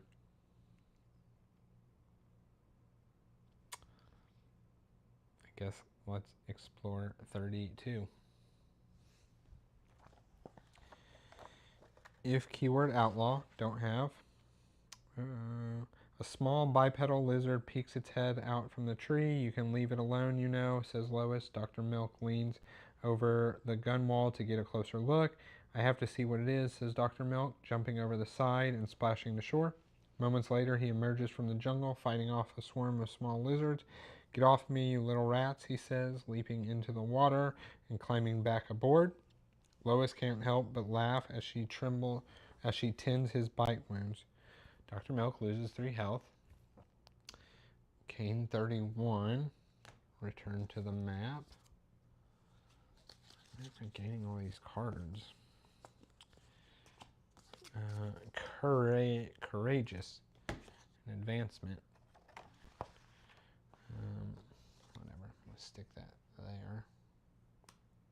So he's just like super strong. Okay. I guess I'm going to move to page 26, which I think is the last page. But I don't have all my blood flowers. But I'm also running out of time, so we're moving to 26. Ooh, look at that guy. I guess that's the flying lizard thing. 1 damage to 1 character. 3 damage to 1 character. Frightened. Oh, this guy gonna beat me in.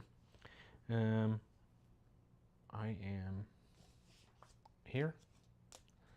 I have a cave where you can gain 2 blood flowers, but I need 3 blood flowers. Maybe I should have gone back and gotten the treasure map. Oh well.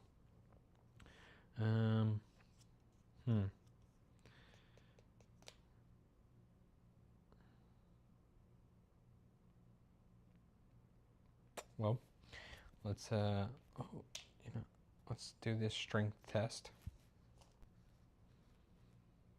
1, 2, 3, 4, 5, 6, 7. Did I use my rerolls? I have 2, so I have to roll a 5.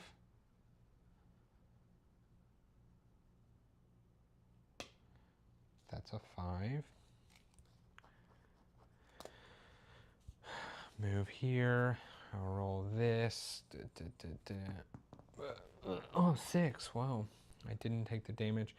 I guess I have to explore here in hopes that it is the last bit of blood flowers I can gain. So this is the last turn. I gain poison and madness. Well, you have no abilities.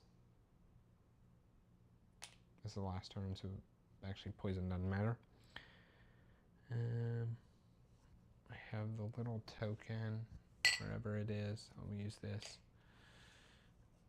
A little token for having an extra move thing. If 15 doesn't give me a blood flower, then I failed my mission.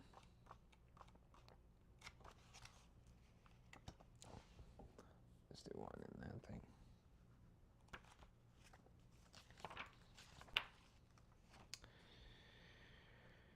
The waterfall is endlessly high, and as though it was falling from the thin gray cloud above you, it pounds relentlessly into the river, making a foamy spray as dense as a house fire. You tie the harpy to the wide beach nearby and venture into the jungle. I can either follow a narrow path you find, or I can trap a crab or 2 on the beach near the falls, which is Savvy 6.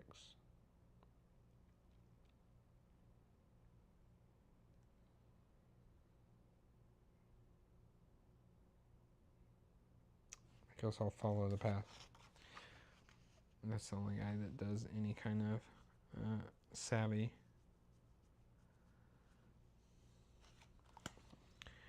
The dirt is muddy and the path is overgrown. Spiderwebs catch on your eyelashes and brush your nose as you walk. The base of the rocky cliff face runs to your left, and unassailable wall slick with moss and dew. After a few minutes, you stop. At first, you notice only the hissing snake, but it doesn't move. It's a carving part of a stone door in a rough wall, and there's a green brass keyhole in the center of the door. I'm going to try to break it open. I can use a snake key. I don't think I have eyelid, right? Yeah, I don't have island. I can leave.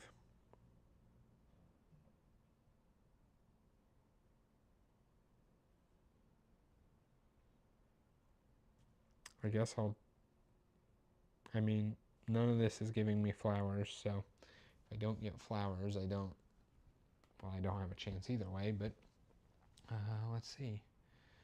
I have 5 and I need how much? 7. Oh, okay. Try as you might, the door remains steadfast. The stone is strange, much harder than I would expect, says Dr. Milk.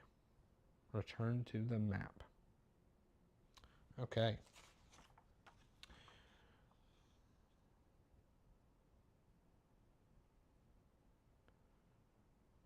Well, I'm just going to say I cannot finish because I don't have the 20 flowers and I cannot get any more.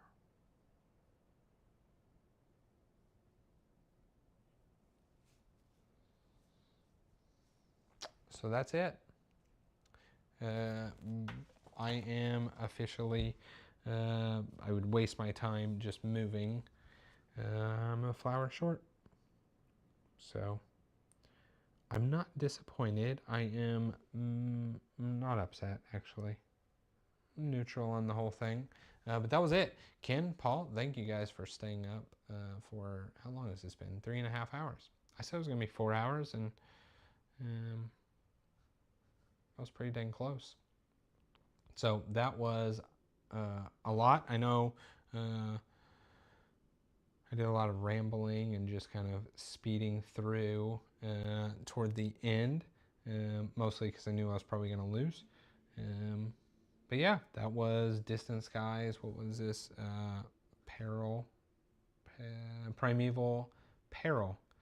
I don't know what I think about it, honestly. Very mixed on it. So it was a lot of reading.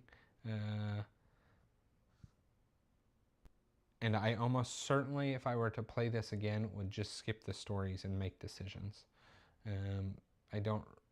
Mei Ling didn't. Well, actually, we did find her husband is here with this little thing ready to eat us all.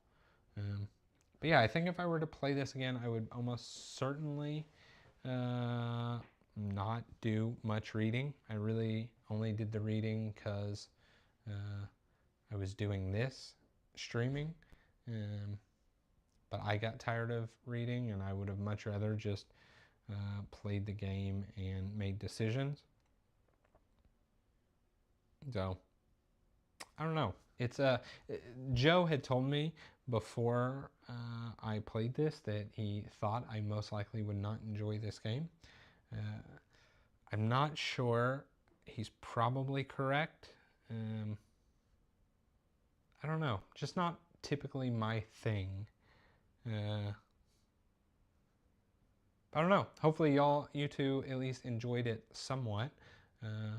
Or hopefully it was at least background noise while you guys were caring about whatever you were doing tonight or during your day there, Ken. Yeah, definitely a Paul game for sure. Right? Like, aside from Mei Ling whining about her husband, I played this now for 3.5 hours, and I actually can't really recall any other story points. Right? It just didn't captivate me in the actual narrative of the thing. And that's kind of, I think, the point of the game is to get drawn into the world, to get drawn into the story, to go after these quests. And yeah, that's just not my typical thing, right? And then as far as the gameplay itself goes, right, it's just kind of it's like I said earlier, it's just a war of attrition, right? It's just doing whatever you can to survive. But the gameplay, for my opinion, isn't like super compelling. So if I don't really care about the story, the gameplay's got to be really good. And Paul and I have talked about this before, where something like a My Father's Work, the story really bogged the game down, but I thought the gameplay was very good. This one, it's not as much for me. So, but that was it. I tried something new. So, thank you too for sticking it out, and for anybody that did decide to watch this 3.5 hour playthrough and has made it to the end. Well, thank you for that too. As always, please like, comment, subscribe. All those things help us, help our channel grow. I don't think I have everything else. Ken, I may check that out, that recommendation. But that's all I got. I'll see y'all later.